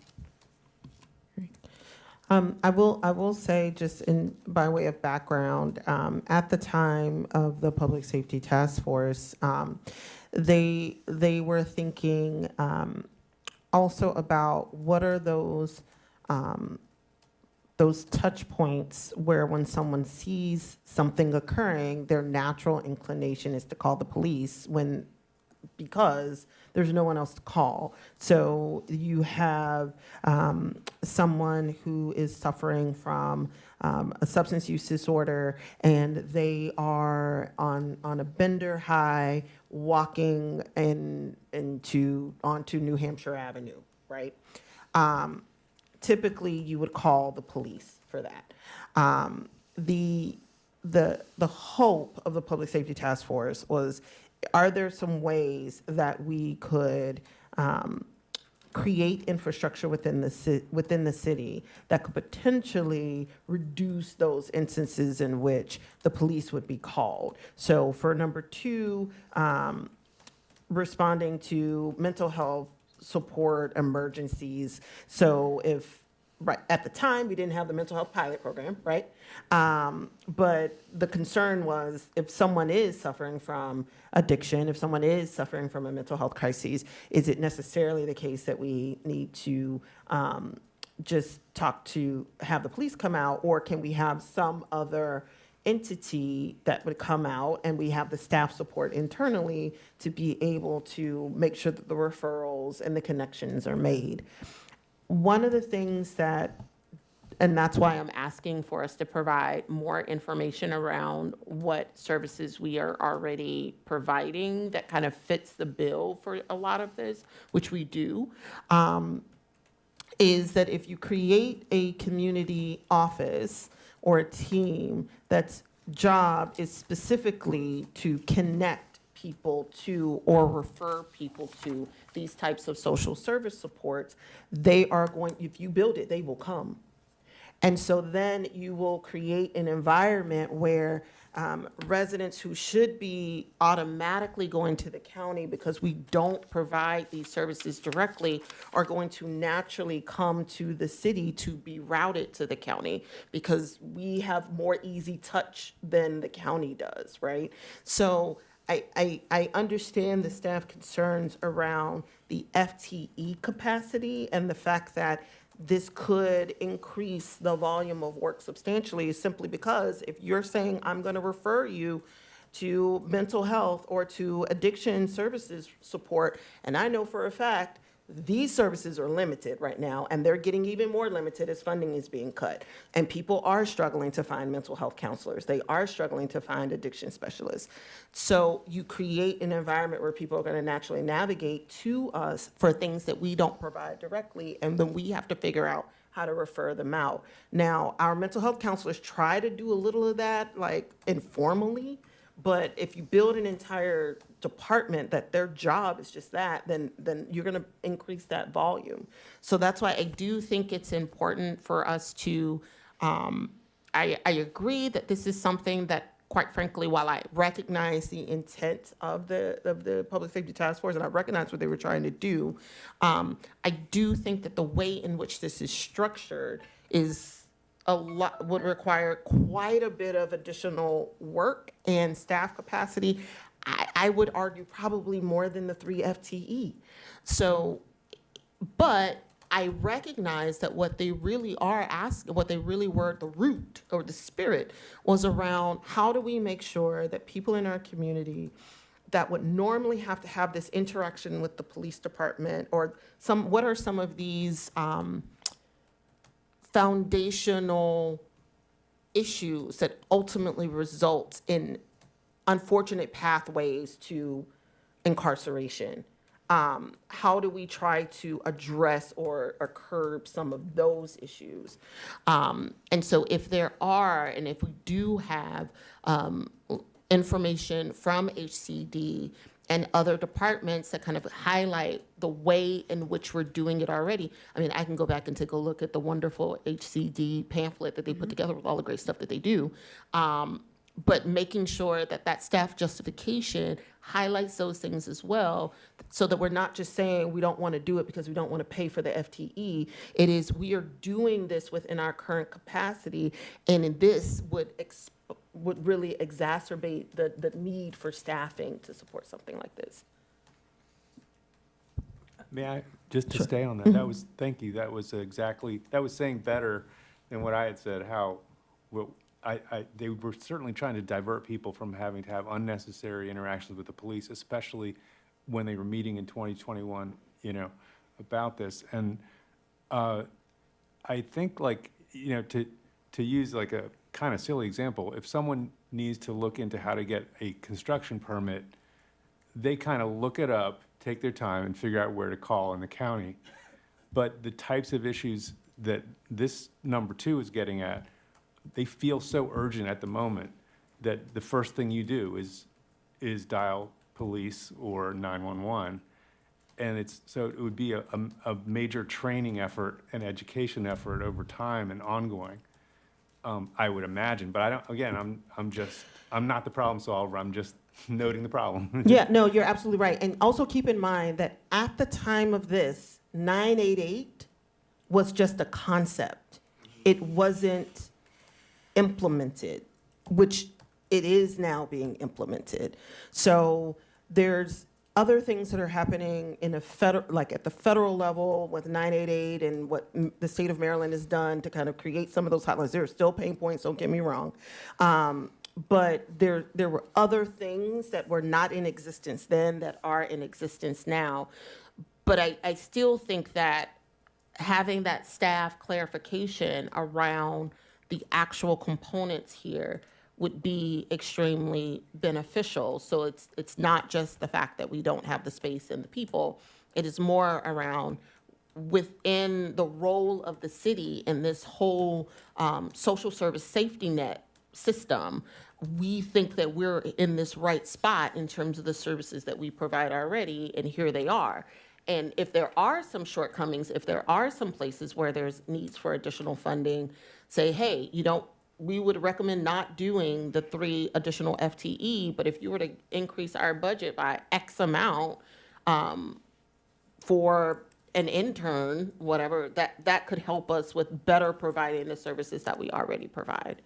And I'm sorry, I know I've talked a lot, and I see Councilmember DeBala has been waiting patiently. Thank you. Although my thoughts are quite similar to those already expressed. So since we're talking about 2 and 6, let's do that first. So I was thinking about also thinking about the situation at the time that the group was writing their report, and I look back at the report also and the specific language, and the motivation was in large part to get the police out of non-police business. So at the time, we have things now that we didn't have then. We have the mental health pilot, we have the HCD referrals in an organized way that we didn't used to have the 988. A lot has changed, so I feel like we have, in many ways, started to fulfill the spirit of the recommendation. Could we go further? Well, that's where it gets tricky, right? And so I was wondering, not so much about yes or no, but about also what do we have now? So I think it would be helpful to have that clear for everybody, and whether a little bit of additional something would help that to serve residents better. So that's where I'm at on those. I also had thoughts about 17, and my thoughts were, again, along the lines of what other folks have said. I wondered about whether we could get a little more detail on what it would look like if there was a pilot for newly recruited officers. And I wondered what the police chief thought about all that, but of course you just said, so that was very convenient. Thank you. Answering my question before I asked it. So in a nutshell, that's my thoughts, and then no one has brought up the number 16 yet, so I'll just say that I think the resolution's fine. Although, again, I would like a more clear picture to be reminded what we have now that is available to staff that we are trying to encourage. So those are my thoughts. Thank you. So can I refer you guys to, I don't know what the page number is, but we put a table in the staff report showing exactly what the city offers, what the county offers, I missed that. and what external entities offer. Again, I think what I'm hearing from you all is, because we have identified who's providing what, and these services are exactly what was outlined in that report from the task force. We explained the process. We can do a better job at explaining and connecting and creating outreach material. The mayor mentioned earlier about the brochure that HCD has. Our website is pretty informative, but I understand that some folks dealing with crises may not, going to the website may not be their first thing to look for. But we will, your comments are well taken. We will we will explore ways to communicate the services and to connect folks better and differently. Great, thank you. And I just want to say, I took a look at Table 1. Table 1 is about who actually provides the service. But these recommendations are around referral. So we don't provide shelters. We, as a city, we don't have homeless shelters, right? The county or external entities can actually provide someone with a voucher that would ultimately lead to them being housed. We don't have that. But if someone presents to us as housing insecure, our staff do try to the best of their ability to direct them to the county or direct them to these nonprofit organizations to try to get them housed, right? So I think that the distinction is who is actually providing the service versus like number 2, which is focusing a lot on the referral aspect of it, meaning that handoff, which we do a lot of. So that's the distinction that I think it's important for us to make sure that we're making. Councilmember Landman. The description in the write-up is very helpful in showing who the people are to whom referrals are made. I think now that we have the mental health clinicians here in the city, and I guess they're reporting to you, so you know pretty specifically what their capabilities are in terms of referral and so forth, it seems like that is a very, I would imagine that many of the situations that they encounter are the very ones that require referral to these other services.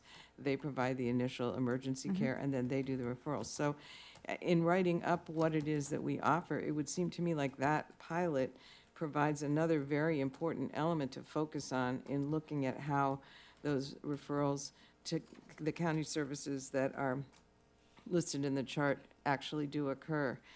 And so I think that's just another element to include when you plump up the description, if you don't mind, to discuss in a little bit more detail what their referral capabilities are and who all they're in touch with for the next stages of the services they provide. But I did, with all of that, want to circle back to the one point that Councilmember Honzak made. It was a two-part point.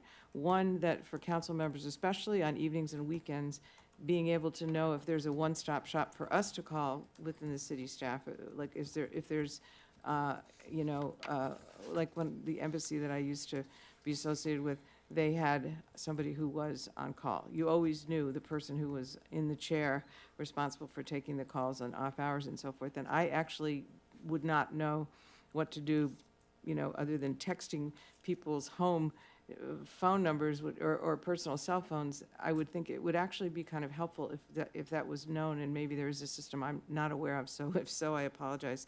But that's the first, and then the second would be instructions for us in the absence of other people, how we should plug in to that 311 system if there is a protocol for officials like us to activate the county system. Because I'm not aware of that either, if there is one. And maybe, Councilmember Honzak, that's something you've already done umpteen times, but I would not know what to do as a council member to help an individual in crisis, other than to frantically phone around to the rest of you guys to see who happens to be the short straw who picks up their cell phone on a weekend or something. I know that was brought up during the discussion around immigration, and one of the things that we said we would be doing is developing a protocol for you all to have with the numbers. I believe staff is still working on that, but that is an item that we've been in discussions about from prior conversations. Thank you, Councilmember Honzak. Yes, thank you. I have a vision here of how I think it would be useful, not only to council members, but perhaps to others.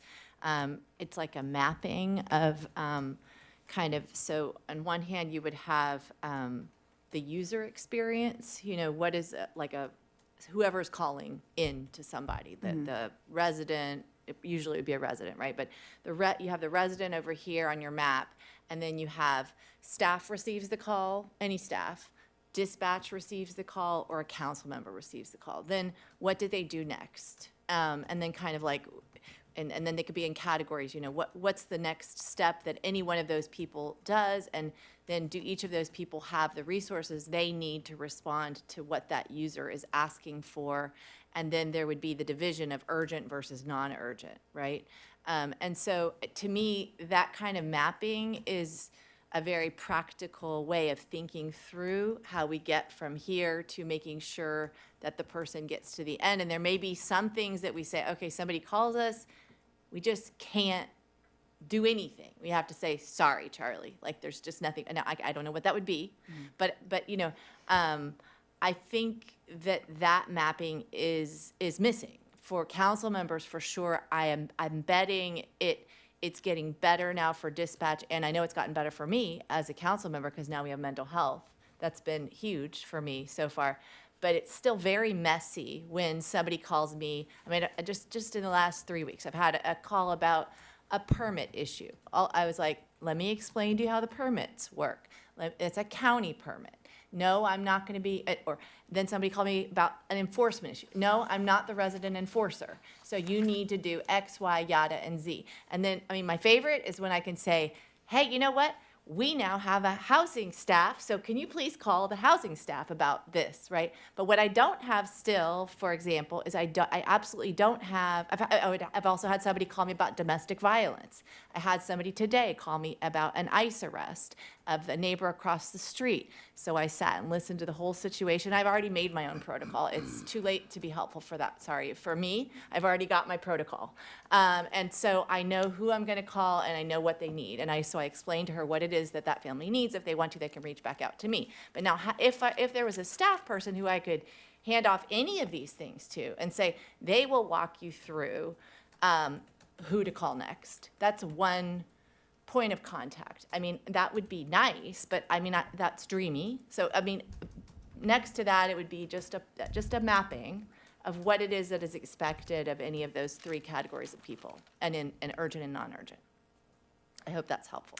Thank you. Councilmember Gilbert?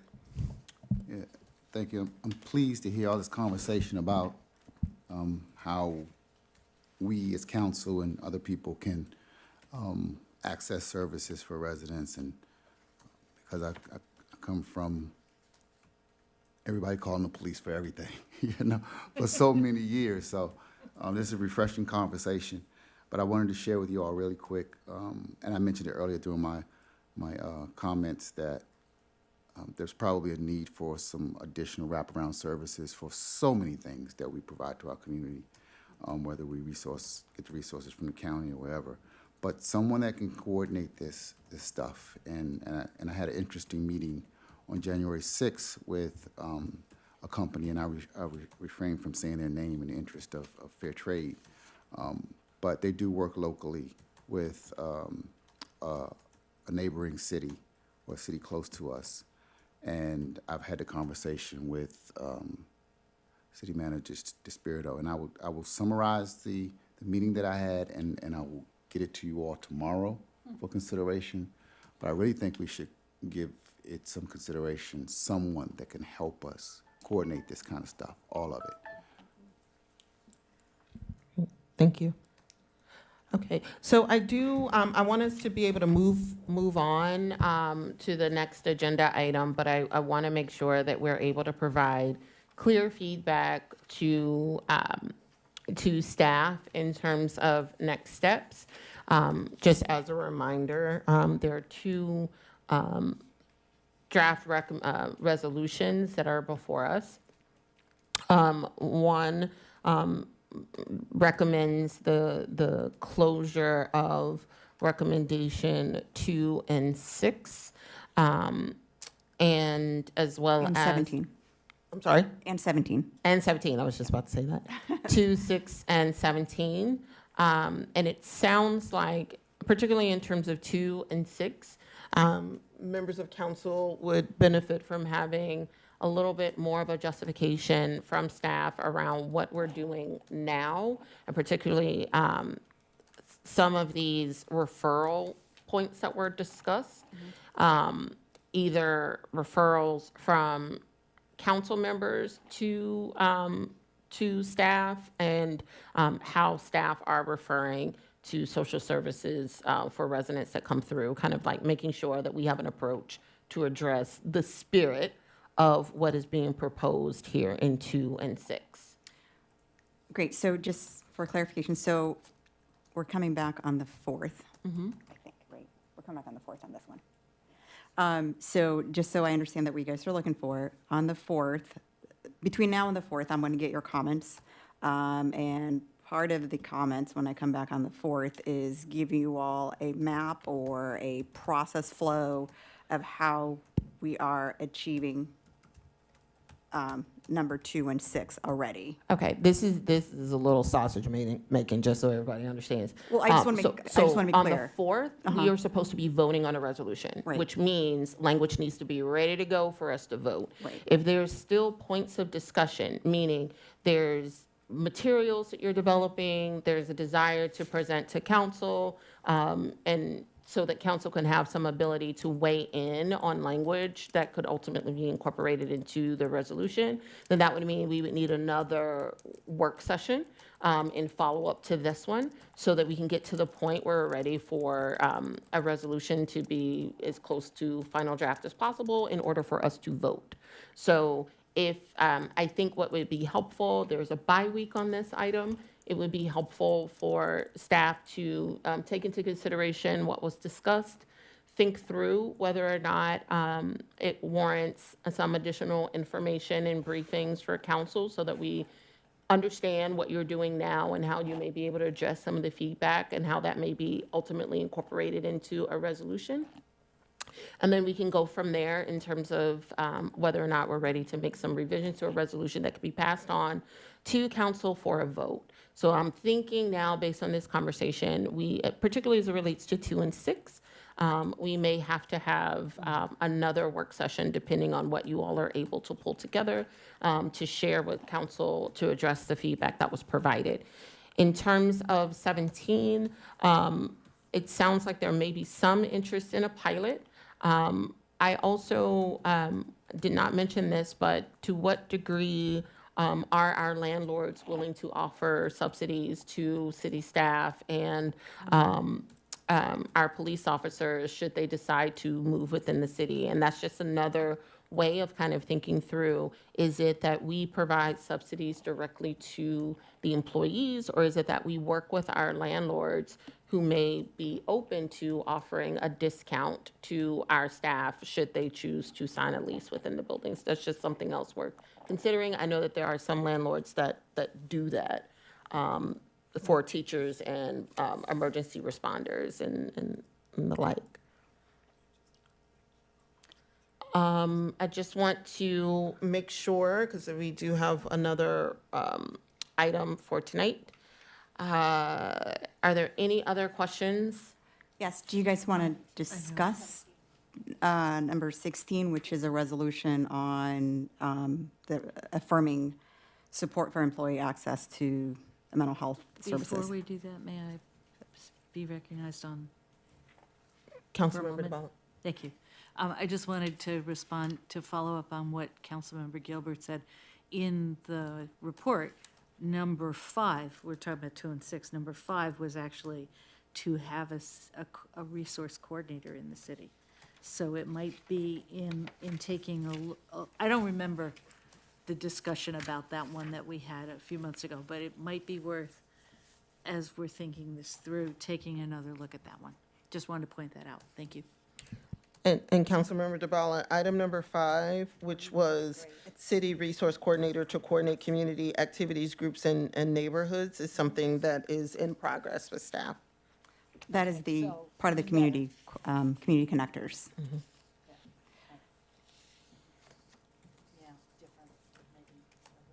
All right. Councilmember Schlegel? This is tangential, but I wanted to circle back and just ask where things stand in terms of the discussions that came up around surveillance and data and those issues. We decided not to include them in this resolution, but to return to them. And so I just wondered whether we have a spot coming up this year on the agenda for those things. Yes, that is a topic. I'm just going to triple check with Jesse to make sure I'm not making stuff up. I believe that is a topic that has been provided to council and listed on our topics for scheduling for an upcoming agenda. The reason why we are bringing these particular items forward and discussing them is because they also cost money. And so we wanted to make sure that we were able to have the conversation around these particular items that might have budget implications for the upcoming budget before we start discussing the budget. The data item was something that was not a direct recommendation from the Public Safety Task Force. It was something that was mentioned during the course of the discussion, and therefore it is something that we are planning to schedule. But again, right now we're prioritizing discussions around those outstanding recommendations that may have cost implications. It is in fact an item I asked for work session on, and with the understanding that it was a related topic, but not one of the items on the list. And yes, I would like to see it scheduled also. Thank you. Okay, all right. So I still don't have directions from you all on the resolution related to the mental health piece. Okay, so it's in terms of, you're talking about the resolution for the mental health for police officers. It sounds as if there isn't any concern regarding mental health, making sure that they're providing mental health services. Can everyone please take a look at this resolution? It will not come back before council until February the 4th. So if you could please take a look to see whether or not you have any line edits that would need to go back to Deputy City Manager Hupty for a markup. Councilmember Honzak. Yeah, it was, pardon me for saying, it was such a no-brainer. It sounds like a great thing to do. However, I'm just wondering, is there a cost associated with it that can at least help clarify what additional costs we're looking at? Just so we understand what that's costing us. And is it just police, or is it, I thought it was for all staff? It is for our employees. That's all what the recommendation employees. was. It was for Yeah. our employees. Right. There's not a cost in a sense of FTE. On the last page, the council would be, in this draft version, would be directing the city manager to promote, it's cost neutral. Doesn't it is require. cost neutral. Right. Okay. We would just be, if you're all okay with it, it's more of us doing more outreach to encourage the usage of the program that we have and other So services. we have a program through our current health providers Yeah. that EAP. allows us to do this, is my understanding. Yeah. Right? Okay, I That's just correct. wanted to make sure I understood that. Thank you. So the big thing would be for members of council to take a look at the resolution, see if there are any line edits that you have, provide them to Deputy City Manager Hupty so that she can reconcile all of the markups, so that can then come back to council, so that when we vote on the 4th, it is, we're clear in terms of the version, and if there are any amendments that will need to be made, we'll be ready to go. Okay? Thank you. And I had, if I may, I had asked for a summary of what we offer now, and that could just be in an email. That doesn't have to be a work session. That could just be Well, that a is, response. Councilmember DeBala, we just discussed that for items 2 and No, for 6 17. and 17 as well about, I'm sorry, 16. The one we're talking about, the resolution on employee support. okay, so I believe that when you take a look at that resolution, it probably will note the services that are already provided through our healthcare provider. It identifies them. It doesn't say what they actually are, but yes, it does have sentences about that. Yeah, it's the 7th whereas clause. Yes. I would appreciate a little more information on that point. Thank you. So, again, for everyone, if you need additional information or edits to the resolution, please make sure that you're providing those line edits to Deputy City Manager Hupty, so that we can be prepared for the February 4th vote. Okay. All right, awesome. Just want to check to make sure there are no other points of discussion. Councilmember DeBala, is that an old light? Councilmember Schlegel, is that an old light? I just wanted to let folks know, I'm going to add a suggestion that items 1, 2, and 3 in the resolutions be posted permanently somewhere, like in the usual places where we have like OSHA postings, just so that it is able to be seen by employees on an ongoing basis. So I'm just giving you a heads up, I'm going to propose that. Just want to make sure that staff are aware that once we pass this resolution, I believe what Councilmember Schlegel is saying, how is that going to be posted for staff to know that it's a resolution that we've passed? I don't know to what extent this would ultimately move into a HR policy. Our resolution is one thing, but how is it ultimately reflected in the HR policy manual that ultimately would just refer to our resolution as a way to just make sure that we're prioritizing providing these types of resources to folks. Okay, excellent. All right, thank you so much. We're going to move on to our last item this evening, continued discussion and follow-up on the Council Compensation Committee recommendations. And so we spoke at length last week about recommendations, one and regarding the salary and benefits. And the discussion that was made was most council members agree and understand the recommendation that the committee made in terms of keeping the current council salaries at the current rate plus ECI, cost of living increase adjustment. There was discussion last week about providing some form of a child care subsidy for members of council that may want to or can have their children participate, particularly in the summer, at discounted programs, summer programs or summer camps in the city through the recreation department. There was also a discussion about allowing for council members who don't accept the healthcare benefits to be able to receive a pay adjustment where they can absorb that pay differential. And I know that was something that came up.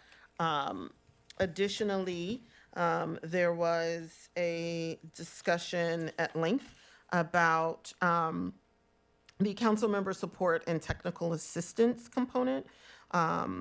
There were, in summary, feedback regarding whether or not I don't think anyone had any problems with the ride-hailing voucher recommendation, but there were some discussions about the method in which we could perhaps provide resources to council members to be able to communicate with their constituents, albeit it could potentially be having access to a different membership or subscription to a different certain types of media platforms or the like, but whether or not there might be some interest from members of council of suggesting that there is some sort of subsidy to members of council that would allow for them to get those costs recouped for doing things like perhaps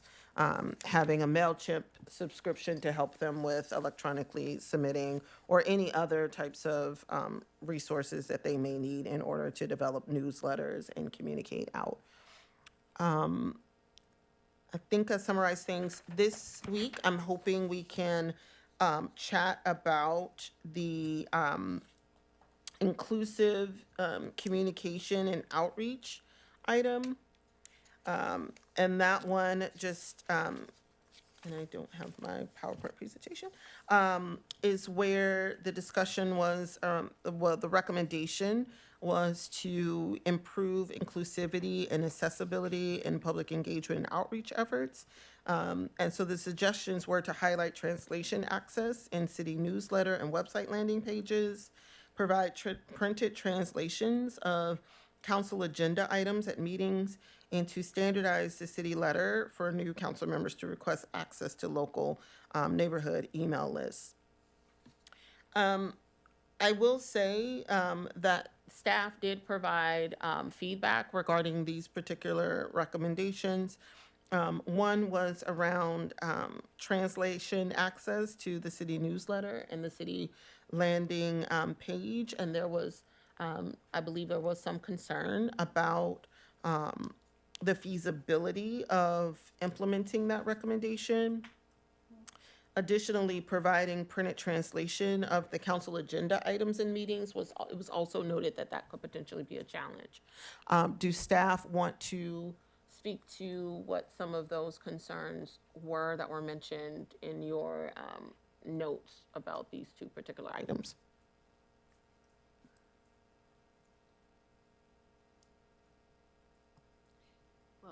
We could address the, I could address the agenda items, it being translated. We can explore, well, several things. One, we can explore having agendas available translated, which wouldn't be hugely expensive and could be done.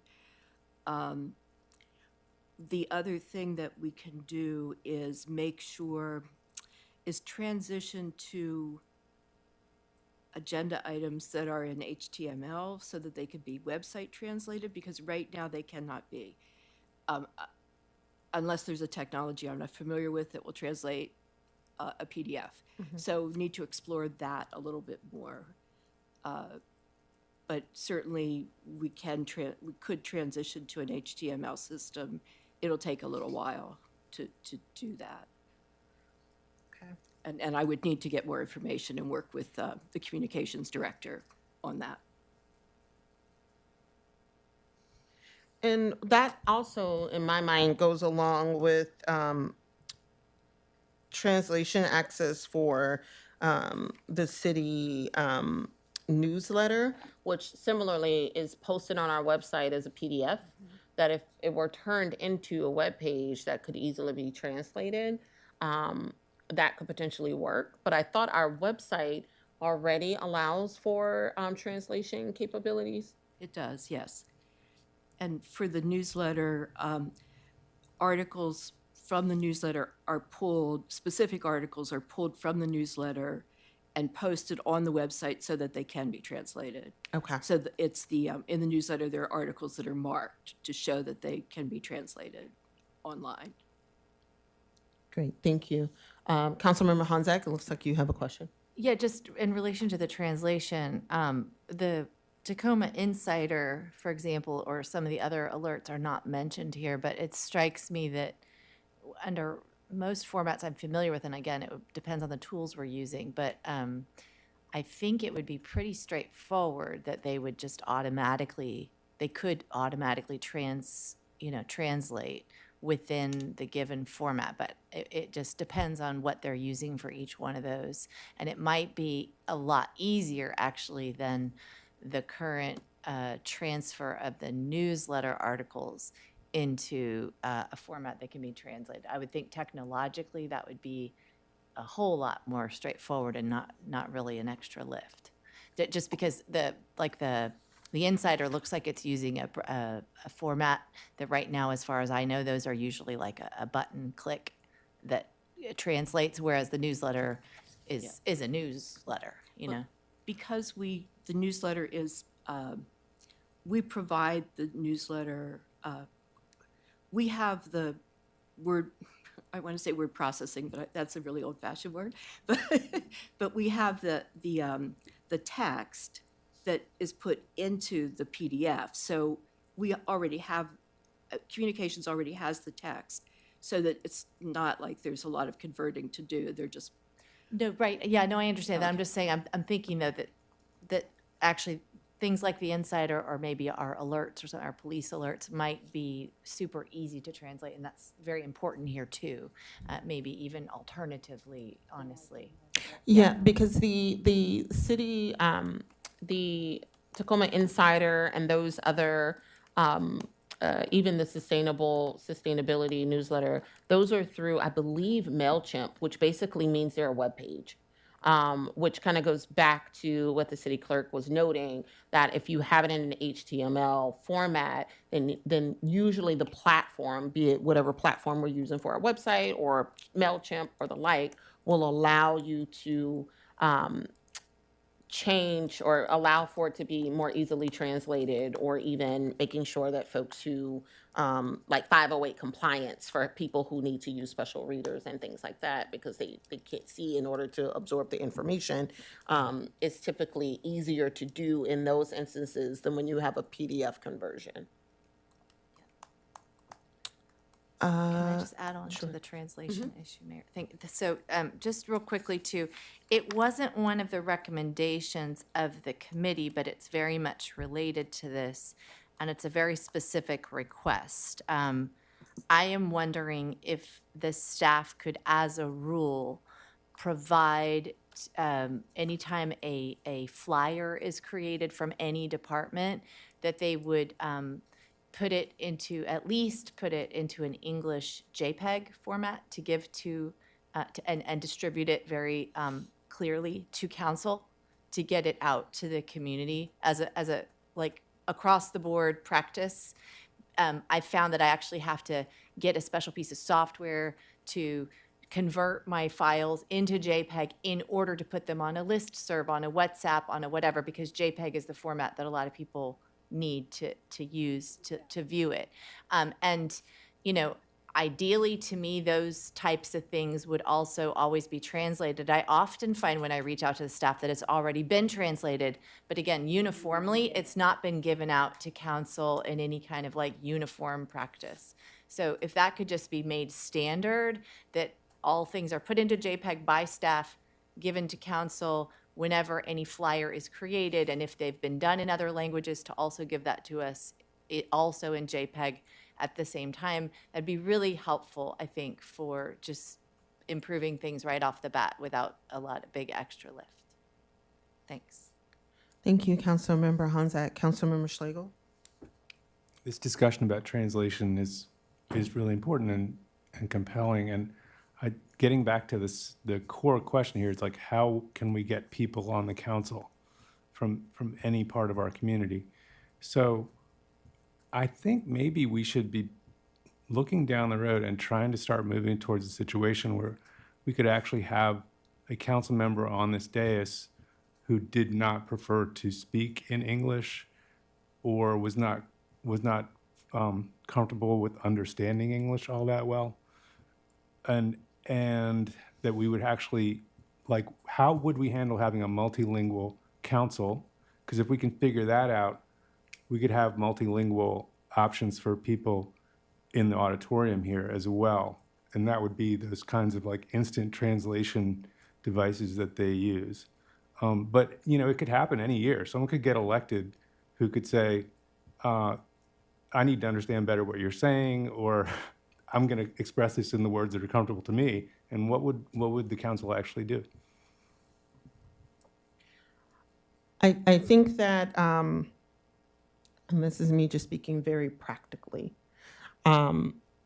it would require the city to provide a translator for that person for every single city-related activity they have to be a part of. So if you're on COG boards, you need a translator there. If you are participating in MML meetings, you need a translator there. If you are going to the MML conference on behalf of the city, you need a translator there. We could be groundbreaking, but it doesn't necessarily mean that all of the other facets of the work that we have to do is ready to be groundbreaking in that way as well. That means documents are written in English and later translated. That means trying to turn around testimony in a day and having to translate in real time, and then where are those translators that's going to do that work? I have been told by many a translator, it is not an easy job. Just because you speak Spanish does not make you a translator. So I agree, I hear what you're saying. I think that it is, but I do think it is important for us to have a level of practical realism in thinking the goal may be to get more people, regardless of whether or not English is their first language, more familiar with what we do as a city, more engaged in terms of being able to watch a council meeting in the language of their choice, meaning it's posted to YouTube, you can translate it in YouTube, and you see me speaking, but it's dubbed underneath, and you can follow along, right? How are we making sure that those are the kinds of things that we have in place for people who feel more comfortable speaking in other languages? But when it comes to who actually needs to be on this council, I'm going to be really, really candid because I've dealt with 2 councils that are majority new. There is a base level of skills you need to have to take on this job. And it's, I dare I say it, like it is important for you to be able to comb through dense materials in English quickly, being able to go through the county exec's budget, being able to go through MCPS budget. Like there's a certain level of skill that you need to have to do this job. And I would not be, I don't believe in setting people up to fail. If you don't have that basic level of skill, then it's up to everyone at the dais to compensate for that. And so then the question becomes, is everybody ready to do that at work as well? So I do. Just my simple point was, I wonder where technology is going, where it might be possible for people to participate in ways that wouldn't require human translators sometime soon. I fully understand all of the impedances that would be there. Yeah. So I just want to make that point clear, and in terms of what it is that we are and there's a difference because it is accessibility in public engagement and outreach. And while it was discussed as part of council compensation, it seems as if this is more around public education around what we do and making it accessible. And I just want to be clear that we maybe shouldn't at this time conflate the two, because otherwise we're going to have to budget a lot of money. Translation is expensive. Councilmember Landman. This is a very simple question. Switching over to a manner in which we could have the documents like the agenda just be one thing where you press a button, translate this page. Can that fall within the duties of our newly hired webmaster and not within your already massive list of to-do objects? Because I saw you over there talking like you were going to have to learn how to do all this yourself, and that just doesn't seem right to me. Yeah, okay. Because we do have somebody who's our webmaster, and all of these materials should ultimately be available online, and therefore everything should be going through the process of being switched into a whatever code system which I won't even pretend I know how to talk about, but it shouldn't be on you to do it, is my feeling. Yeah, just to be clear, it's definitely a team effort to do things like that, for sure. Thank you, Councilmember Landman. Councilmember Hanzai. I just want to echo both two things. Something that each Schlegel and the mayor said. I do think it's necessary that council members at this point in time do speak English comfortably enough to do the job in English. However, you make a really good point about the technology. My brother, who doesn't speak French well at all and works in a diplomatic role in France, was just telling me how exciting it was that he went to a French conference and gave his entire presentation in French using an AI tool. He was floored. It was amazing. Now, I don't think it's at the quality, right, probably that any of us would want for whatever, but it's interesting kind of. There's a lot of technological stuff that's going on right now. Like if we could leverage a tool like that as a regular course of business for, let's say, a resident that wanted to come in. But to really, frankly speaking, at the moment, our bigger hurdle is to get somebody to run for office who might even speak another language at all. And then someone to come in and testify who speaks another language. So I think if we can put the tools in place, that'd be great. And however we can help you, if it's a small budget or bigger budget, I'm ready to hear it. And I think I think that sounds like the sentiment is shared. Thank you, Councilmember Hanzai. Councilmember DeBala. Yeah, I see the connection between engaging people right at the beginning, and then at some point they become committee members, they become council members, they come to speak to council, they have opinions. And so I think these are great. This is also, other than council member support, this is a huge issue that we've been working on. And so in the whereases of the resolution that we're going to do, it might be good to refer to some of the other big pieces of improved communication and outreach that the city's working on. So that's not a big thought, but while I have it in my head, I'd like to know if we're going to come back to any of the other topics, or should I say what I have to say about the other topic now? I would like for us to just kind of close this one out, and then we Okay. can go back to the others. Okay. That works. So it sounds like definitely folks are interested in city staff pursuing methods for translating electronically council agenda items, meetings, newsletters, like that kind of thing, and how we may be able to use technology to support that. The standardized city letter for new council members to request access to local neighborhood listservs. As a person who was responsible for a neighborhood association, each neighborhood association has their rules. And there are some in this community that do not want political back and forth on their listserv. they will shut it down immediately. Like, this is for lost cats and bake sales. You can put your stuff out there once. Someone can say, hey, we're hosting a meet and greet, and that is it. That is how we for my neighborhood, that is how we maintain peace and order.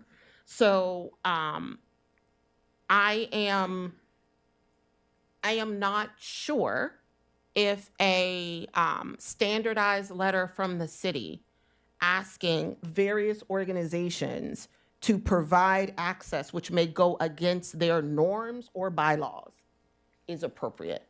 I think that if it is the case that members of the various council members want to have access to neighborhood listservs, talking to whoever those moderators are, asking what the rules of the road are and whether or not they allow that to council members to post their things is perhaps the best way to go. And I'm not exactly sure that a city letter would compel them to otherwise open up the floodgates to not just the council member that represents their ward, but any council member that wants to have access and to who they are. So while I appreciate and understand what the sentiment is here, I think for many neighborhood listservs, it may go against how they function. And also, there's so many people in this community who are not on these listservs for very good reason. And so if the focus should not be council members gearing all communication, while you hit a lot of people through these listservs, I do think it's important for us to make sure that it's not listserv centered. Councilmember Honzak? Yeah, to me, this is over specific. And I think that what I felt was missing when I stepped into this role was the handover process of all of the contacts that a council member should have in hand when they begin office. And I wonder whether it speaks to a need to have a more clear process by which, sort of a 1 or 2 week transfer process where we very deliberately say, hey, look, it is the role of a council member once you are elected to have in hand, the list of businesses or business associations and the contacts for your neighborhood, the list of condo association presidents, the list of people who run listservs, and that process would go through, maybe the first stage would be that those who are currently serving would do their best to sort of help the staff fill in any gaps as much as we can. And then it is our official role, whether or not we agree with the politics of a person who might be taking our place, that once you're serving in this role, you get the list of those, those basic pillars that serve your ward. To me, that was missing. I have had to create it from scratch. And I think that is a disservice to certain wards over others where there's more institutionalized support. So to me, that's what we should be looking at here versus a very specific, listserv situation. And then it's up to the council member whether or not they want to try to find out whether or not listservs are a thing they want to do or don't want to do, or whether they want them on there or whatever. I don't know whether I've taken it out too broad, but that's what I'd like to see happen.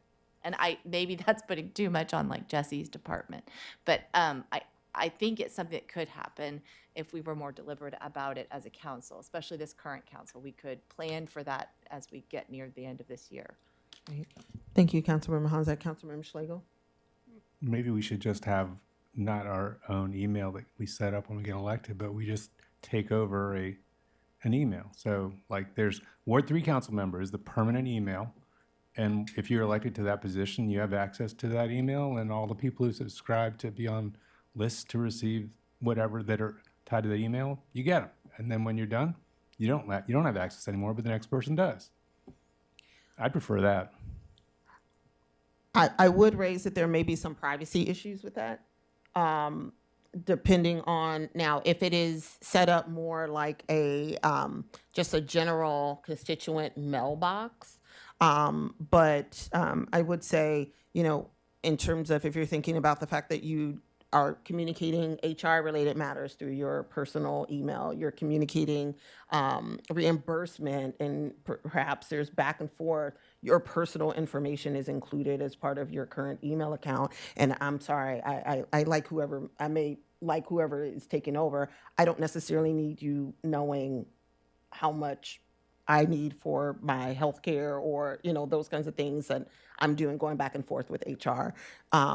So it's, but if there were, and this kind of goes back to the point that was discussed last week, if we get to the point where we have a very clear constituent management system where it's more treating the people that are contacting us, and when those specific cases come up, then it's less about Talicia's email and it's more about Jane Doe that has been a regular for the city over the last 10 years.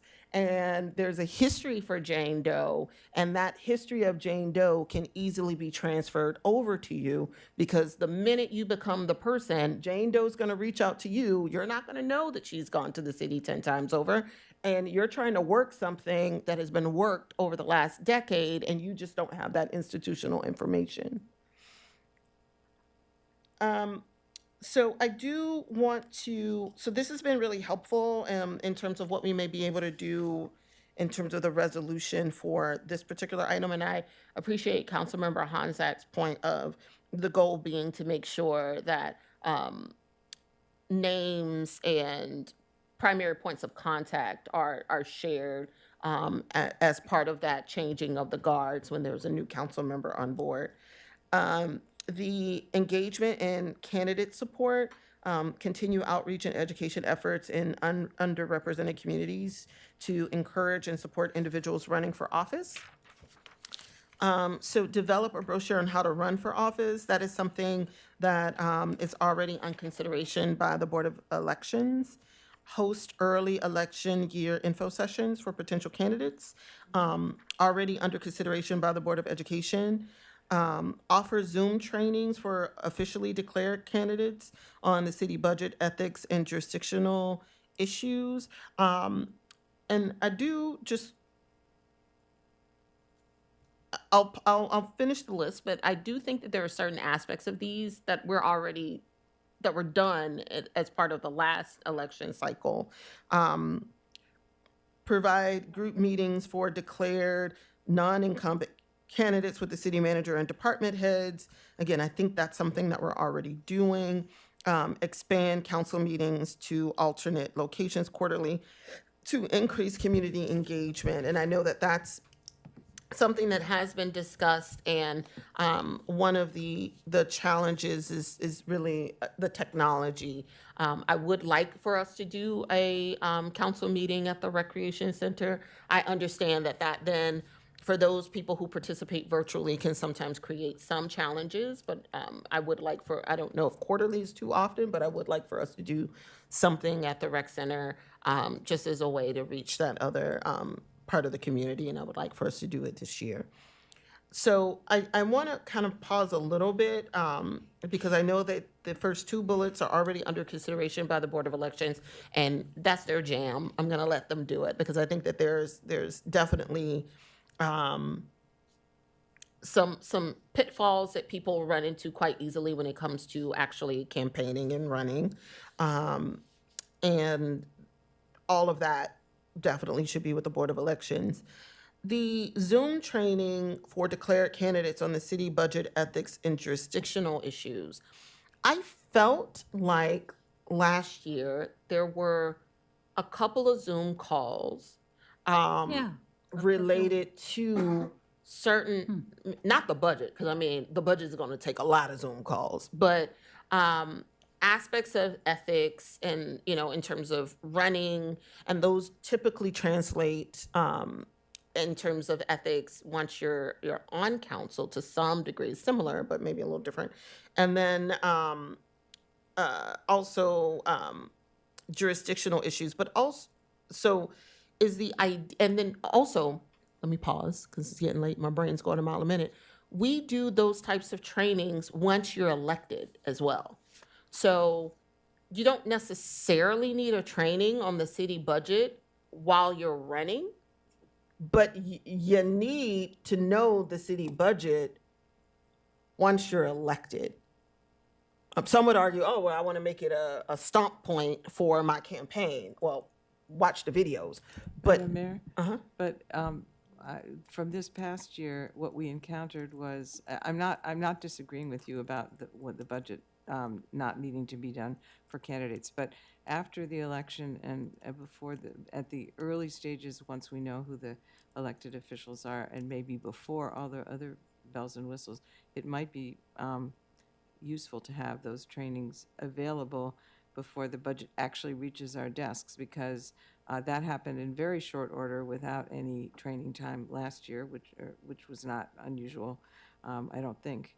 And so maybe there's a way that in that interim period between election and the first day the budget hits the desk, it might not be, now it might not have to wait until we actually see the budget in the council. It might be something that could be started sooner for newly elected people, if you see what I'm saying. I do. And I believe, because I felt like the last election, we came in and it felt like the very next week we had to deal with the budget calendar and we had to deal with the budget priorities. So the election occurs, and then there is a period until swearing in, and then, we start right away soon thereafter. But there is enough time in there to potentially offer some opportunity for onboarding on those kind of technical issues, perhaps. But I feel like for this last election, because it took a while before everything was tallied, that time was gone. So that time that typically, like if we had known who was in a couple days after the election, then we could have like scheduled something a little tighter before sworn in, but it took longer, which meant we had to be more immediately sworn in, which means we had to immediately start. So it might be a question for the clerk with the Board of Elections to kind of see what is that right window, because I hear what you're saying. Last year it was really tight. And I felt like in prior elections, we had about a week or maybe like a. It looks tight this year too. I happen to be looking. Oh, it looks tight too. Because of the way that Thanksgiving falls. It was the way the schedule worked. It seemed very tight.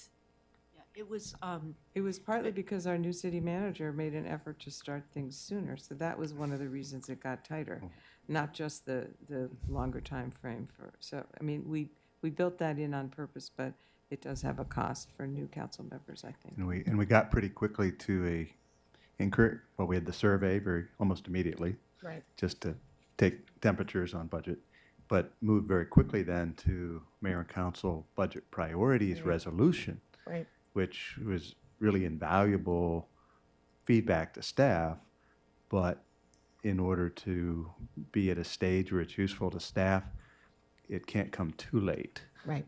But I can appreciate what you all are saying about the crunch.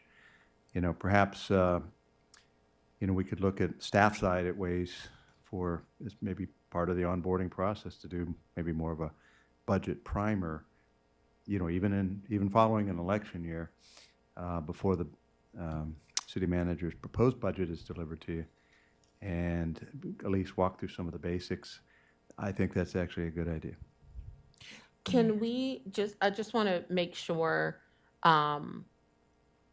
while of course matters that we would typically discuss in an open forum, if someone has not been sworn in, if there are city like confidential related matters that relate to the budget or some of these other matters that people can people, and then maybe this is a question for Skip, can people be briefed on these things before they're officially sworn in?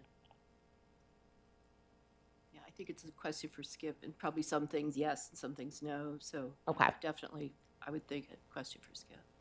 Okay, so it sounds like, I'm thinking in terms of the resolution, that we would need to review work with staff to review the calendar to ensure that council members, newly elected council members, are, due to the current budget schedule, newly elected council members are briefed on the budget before they're expected to vote on the budget matters, right? And so the question, I'll figure out the words, Jessica, it's a little late, but it means that when we start really looking at this calendar during the election year, we may have to adjust. So typically, we would vote on the budget calendar. I feel like it was in October when we voted on the budget calendar for the upcoming fiscal year. I could be making that up. That's right. Prior to the election. Right. Yeah, prior to the election. But it would be this council, this is where things get kind of weird, because it would be this council that would be voting on that budget schedule. And it would be the next council that would have to pick it up. So that would mean this council would have to be mindful when we're going through trying to think through the budget schedule, that the election is going to happen. And we may have to push some things out to allow for more time between when folks are onboarded, what types of trainings they may need before they're able to even do the council survey and the budget priorities and all of that. Because we're building, there may be different priorities and all of that. Like that schedule kind of got a little wonky because we were trying to onboard while simultaneously trying to deal with the current schedule, while simultaneously trying to get, discuss priorities and people understanding what the priorities, what they are and what the purpose is. So I do think that we just need to make sure that we're flagging internally that when we have conversations amongst this council about that upcoming budget calendar, we have to account for that. Councilmember DeBala, I see you're like. Let's see if I can remember.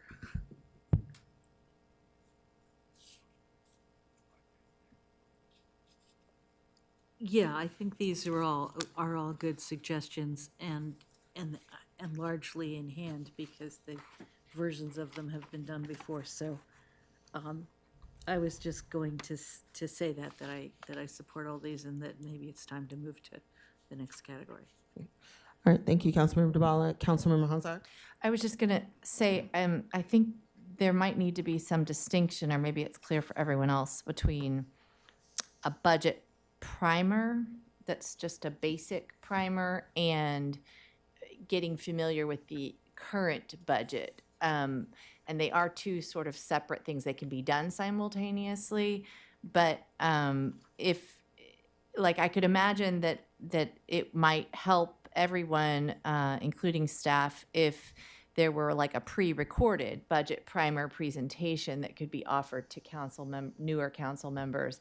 And then, given that we're talking about December in a crunch month before the holidays, it doesn't have to be, scheduled in per se to timing. And then the other thing is, I think as if we're not talking about a pre-recorded budget primer, I think we need to hear from, I guess, in particular, Ms. Carpenter's shop about just capacity issues. It seems to me a lot of these things around the election season in particular are falling on your department, and that's just a lot to expect, and maybe too much, honestly. I would point out one thing. The way our system has been in the charter, there's such a short amount of time before you're elected and then you're sworn in. Boom, Right. the next week. Yeah.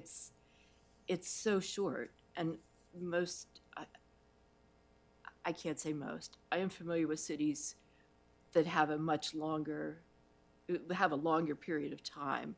Now, how that affects the budget schedule and so on, I don't know. But we have certain limitations by the charter, and it might be worth looking at that to see if any lengthening of that is possible.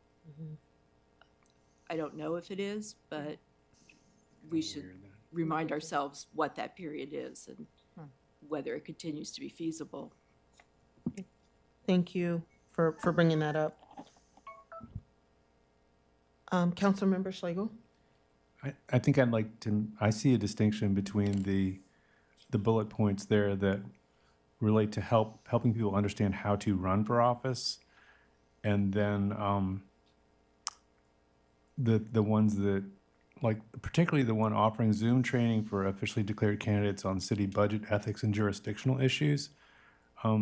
I feel that is one of the criteria that voters consider when they're listening to candidates speak is how well they understand the budget, ethics, and jurisdictional issues. And they've kind of got to track that down themselves, or they should have been following the council. And I'm a little bit concerned about offering enough talking points to people that every candidate who's been to one of these Zoom meetings can go to a forum and come off as if they've done a lot of homework, you know?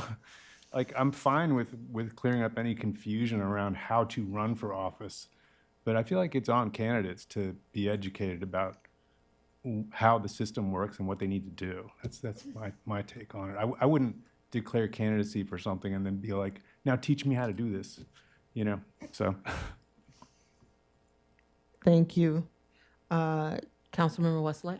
Thank you. Yeah, I'll just add, reflecting back on when towards the end of the campaign and then getting elected, and I was pretty plugged in and was trying to pay attention to a lot months out. So some of this, I'm like, yeah, I figured that out while I was out talking to residents. I don't need to do that here. But I will say the thing that, and maybe I just missed it, but it was a long time into me knowing I was running before I realized we were sworn in like 2 weeks later. I just assumed it was January 20th. That could have just been me, but like I had decided and knew I was going to be doing this, and it was a long time before I went, oh, what? I start right then. And I wonder instead, and I think to know that there is definitely that quick turnaround, to know that right between Thanksgiving and the winter holidays, you will be expected to do budget priorities, budget that will be important for the entire year. I think that was what, it was hard to wrap my brain around that, to just go, oh, okay, I won. Oh, okay, now I'm elected. Oh, what? I have to do what? This is important. What? And I don't know if while campaigning I better understood that, because clearly budget priorities is what we talked about. But just a sense of what would have been coming up on the council agenda that like right away I'd have to make some decisions on. That was the part that was, I wasn't super prepared for. Yeah. Thank you. Thank you for that, Councilmember Westlake. And I go back and I look at the photos of Election Day, and I'm always like probably like 15 pounds lighter because I've walked and door knocked for weeks. And I look exhausted every single time because I've walked and door knocked for weeks. And it would be nice to be refreshed for the photos that night. So I do, Jesse, can we just make a note to make sure that we're... AI can help us with that next year. That is something I think AI can do. Or it's like a boxing match where you weigh in, you know. I know I'm not the only one that looks at that photo that's on the website. It's like, well, I look tired. So let's, so Jesse, if we can just make sure that we kind of talk about whether or not there's a charter change to kind of give a little bit more of a window between when you're officially declared and when we're sworn in, and how we may be able to think through the budget. And one thing, moving to, because I know Councilmember DeBala wants to go back to the last item, one thing that I did forget that was raised was the 4-year term point that Councilmember DeBala had raised last week. And so I do just want to make sure that that thought is not lost, and to see if there's a way that we can definitely make sure that we work it into this agenda for something for the council to work on and consider. Councilmember DeBala, I'm going to go to you because I know that you've been waiting patiently. Well, I just wanted to say on this point, that I understood from our discussion last time that it was a related item, but it was not directly one of their recommendations, so it might not fit in this resolution. I came away with that understanding, that it wasn't gonna go in here. Well, That we were gonna treat it separately. well, even though we may treat it separately, You wanna mention here? we may want to mention it here simply because I do believe that they mentioned it, but it wasn't a specific recommendation. Well, they did discuss it, and it was not a specific, those are both true. Yeah, they discussed it. It wasn't a specific recommendation, but also the fact that the Board of Elections discussed it as well.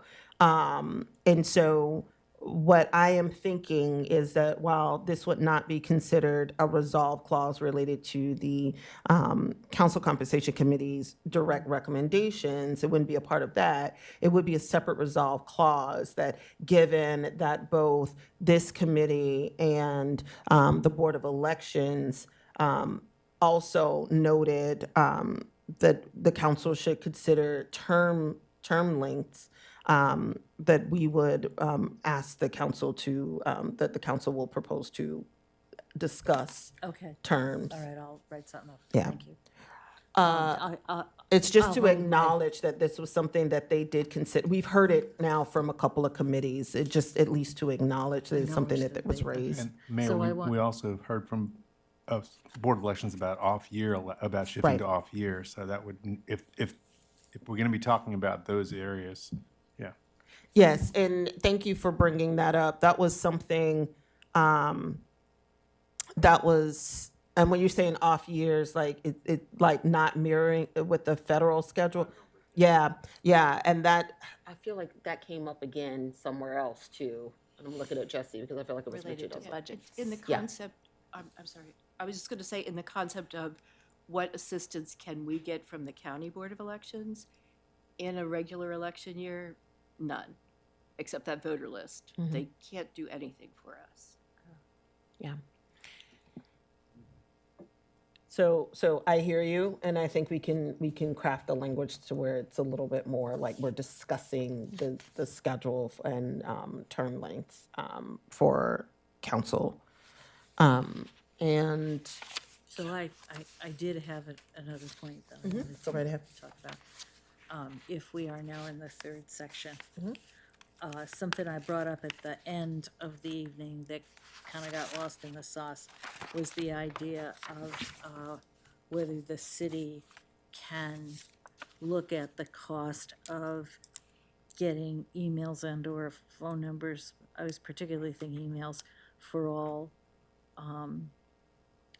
households, for all residents. I'm not sure how they come, actually, that then the city council member would have access to for their ward. Because something like that is, you can't reach out to people if you don't have a way to do it. So that seems like a pretty, say what? There's some kind of robo-texting technology, and it seems like you could text people links to information, but I don't know how that works. Yeah, I didn't even know there was texting. I was just thinking about the actual physical contact. We had asked for some information about healthcare, and we got it, but I'm not sure it answered the question of how much it would cost to cover, to do a payout, to do a reimbursement to council members who have their health insurance some other way. I gather that we do not do that for staff people who get their insurance some other way. So I guess I didn't completely understand what I read, and I still have some questions. So maybe if we're gonna talk about this, maybe someone could just go over this. Great. Can we, staff, can you explain the healthcare coverage and, go right ahead. I think I can.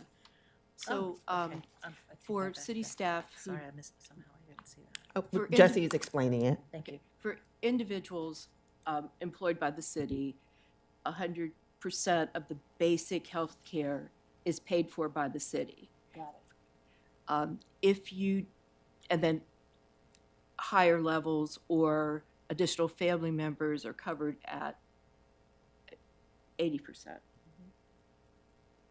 Do you recall this? At 80% of the cost. If you do not need the city's health insurance and can show proof that you have health insurance elsewhere, then you can have the pre-tax dollars put into a 457 plan, which is like the city's 401k type plan. So the money goes in there. It is not given directly to staff. It's pre-tax dollars that go into our retirement, not the state retirement, but our optional 457 plans. And I think that I read this and said to myself, but we're not eligible for the 457 plan as council members? I think you would be, but we would need to explore that. Okay. I so didn't that- ask that question. All right, so that's just a piece of information I don't happen to know. Thank you, that's why I didn't understand it. And one thing that did come to mind for me as we were talking about the opt-out compensation for healthcare was one thing that came to mind for me was, does that open Pandora's box in terms of opt-out for other things? I don't have children that need childcare. So if we are offering a subsidy to some members, does that mean I then can request those funds contributed back to me in some other way? This council is not of that mindset. Whoever needs it gets it, right? But I do like to think about a real possibility that, we may not always be here, and there may be other council members that could raise, well, I am compensated for healthcare, opting out of healthcare here. Why am I not compensated for opting out of rideshare benefit or the child care benefit or the, XYZ benefit? Just bringing that up as something that we should collectively be thinking about as we're trying to think through these other benefits. Councilmember Landman? That's an interesting point you're raising, and I think that by defining very carefully what the benefits are, and then they could actually be provided for things like rideshare and for childcare reimbursement, or childcare during the summer, they could be provided in a reimbursement format. So that would do away with the possibility that people would ask for a benefit that they were not actually, incurring costs for. Health insurance kind of falls into the unique category that the city already has a program for opting out, and this is essentially extending to city council the same availability of the opt-out that other city employees have. And I noticed when reading through the through the description that it was in 2019 that the decision was made to offer full-on health insurance for city for council members. And I think, as these things go, that's a pretty important component of the compensation. And in effect, members of the council who are paying for their health insurance elsewhere are essentially not compensated at the same rate that other council members are, because, that means that when you say you're getting your health insurance somewhere else, it doesn't mean you're getting it gifted to you. It means you're buying it somewhere else. So I feel as though it's appropriate that one limited thing that's already available to other city employees be available to council members. So that's my thinking. And, people have all kinds of reasons why opting in and out of, as a federal employee, you know this very well. If you were to opt out of the federal system, getting back in is not a sure thing. And so, anyway, I think it's a reasonable line to draw between this and other potential benefits. Thank you. Councilmember Schlegel? Yeah, I was feeling uncomfortable about the idea that council members might be effectively compensated at different amounts if we did the reimbursement for unclaimed health care, but or that it would favor people who had spouses or who were earning, Medicare or something like that. But then I think I'm backing off because I hear what you're saying, that until we have a single payer country, hey, throw in free childcare too. The reality is somebody's paying somebody to get the health insurance for your household. So I think I'll back off. Thank you, Councilmember Schlegel. Councilmember Hanzak. Yeah, I mean, I think these are all really important issues. I mean, at the end of the day, the council members are not compensated adequately to pay for the things that they need while they're working if they aren't otherwise well-to-do. So whether that's health care, whether you have a partner to help you with your health care, whatever, whether you don't need child care because you have a stay-at-home person and you have enough money to do that. I mean, all these things are going to be different from one household to another. So, and they come back to the question of whether we're compensated adequately to cover these things. So, I mean, I guess I would like to see as much equity in sort of the delivery and think of it like a standard sort of job benefit sort of thing. I think that's the way to think about it.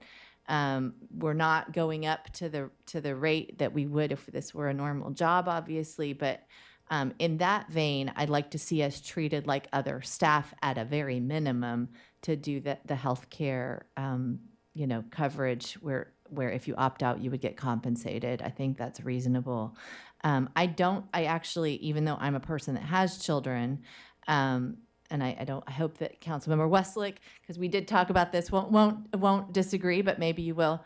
I mean, I don't know that we should specifically be calling out child care as opposed to thinking about the overall compensation package, because you might have elder care, you might have a disabled adult child care, you might have a whole array of things, and that's why we pay people appropriate compensation for the work that they're doing. So that gets me back to maybe we consider increasing compensation itself to help people with the actual costs of the number of hours that we work and that we are expecting ourselves to work at a high professional level.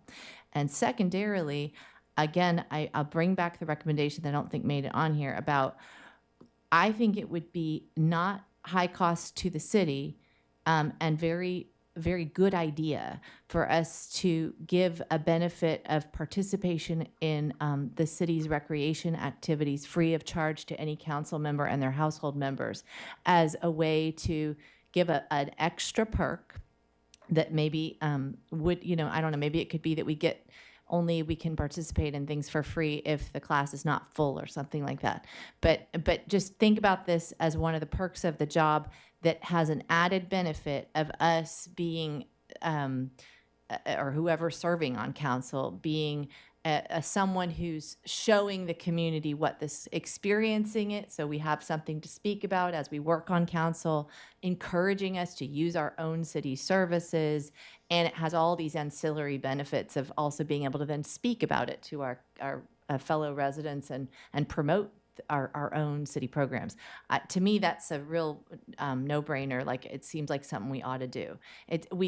Alternatively, we could not do that at all, and if a household qualified, we have these full scholarships and partial scholarships, but I actually think it makes sense for the council that we make this one of the perks, and just make it easy, straightforward, and it might attract some people to council that otherwise wouldn't think about running for council, maybe. Thank you, Councilmember Hanzak. Councilmember Westlake. Thank you. Just to piggyback on that, and I do believe in mentioning the idea of council members having access to summer camps, whatnot, in the recreation program, I was thinking that it could be a stipend per council member for recreation programs.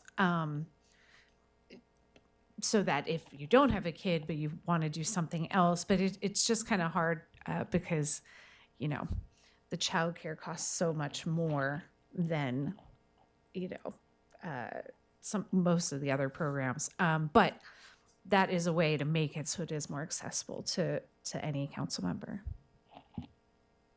Thank you. So I think now we're at a point where the devils will be in the details of the resolution. Now, I know that we said we were going to bring this back next week, but it ain't happening. So in terms of next steps, we'll work to put pen to paper. Councilmember Duvall, I know you said you had some language. The clerk and myself have been trying to keep notes. We have like a draft thing going, and so we will try to clean that up so that I could send this around to folks next week, because I'm thinking there'll likely be quite a bit of edits. And then we will work to get it on the schedule. We'll take a look, because I think the 4th is pretty packed. And if we're going to discuss things a little bit more, we may want to push it back another week. But I'll work with the city clerk to identify the right spot. And one thing I wanted to remind you all that I assume any change to your compensation would require a code amendment as well to add additional perks. But I'm thinking that would be addressed in the resolution, that then there would be a follow-on code amendment based on your decisions. Correct. Okay. All right. Seeing no more lights, is it okay for me to adjourn this meeting? Do I have a motion to adjourn? Thank you.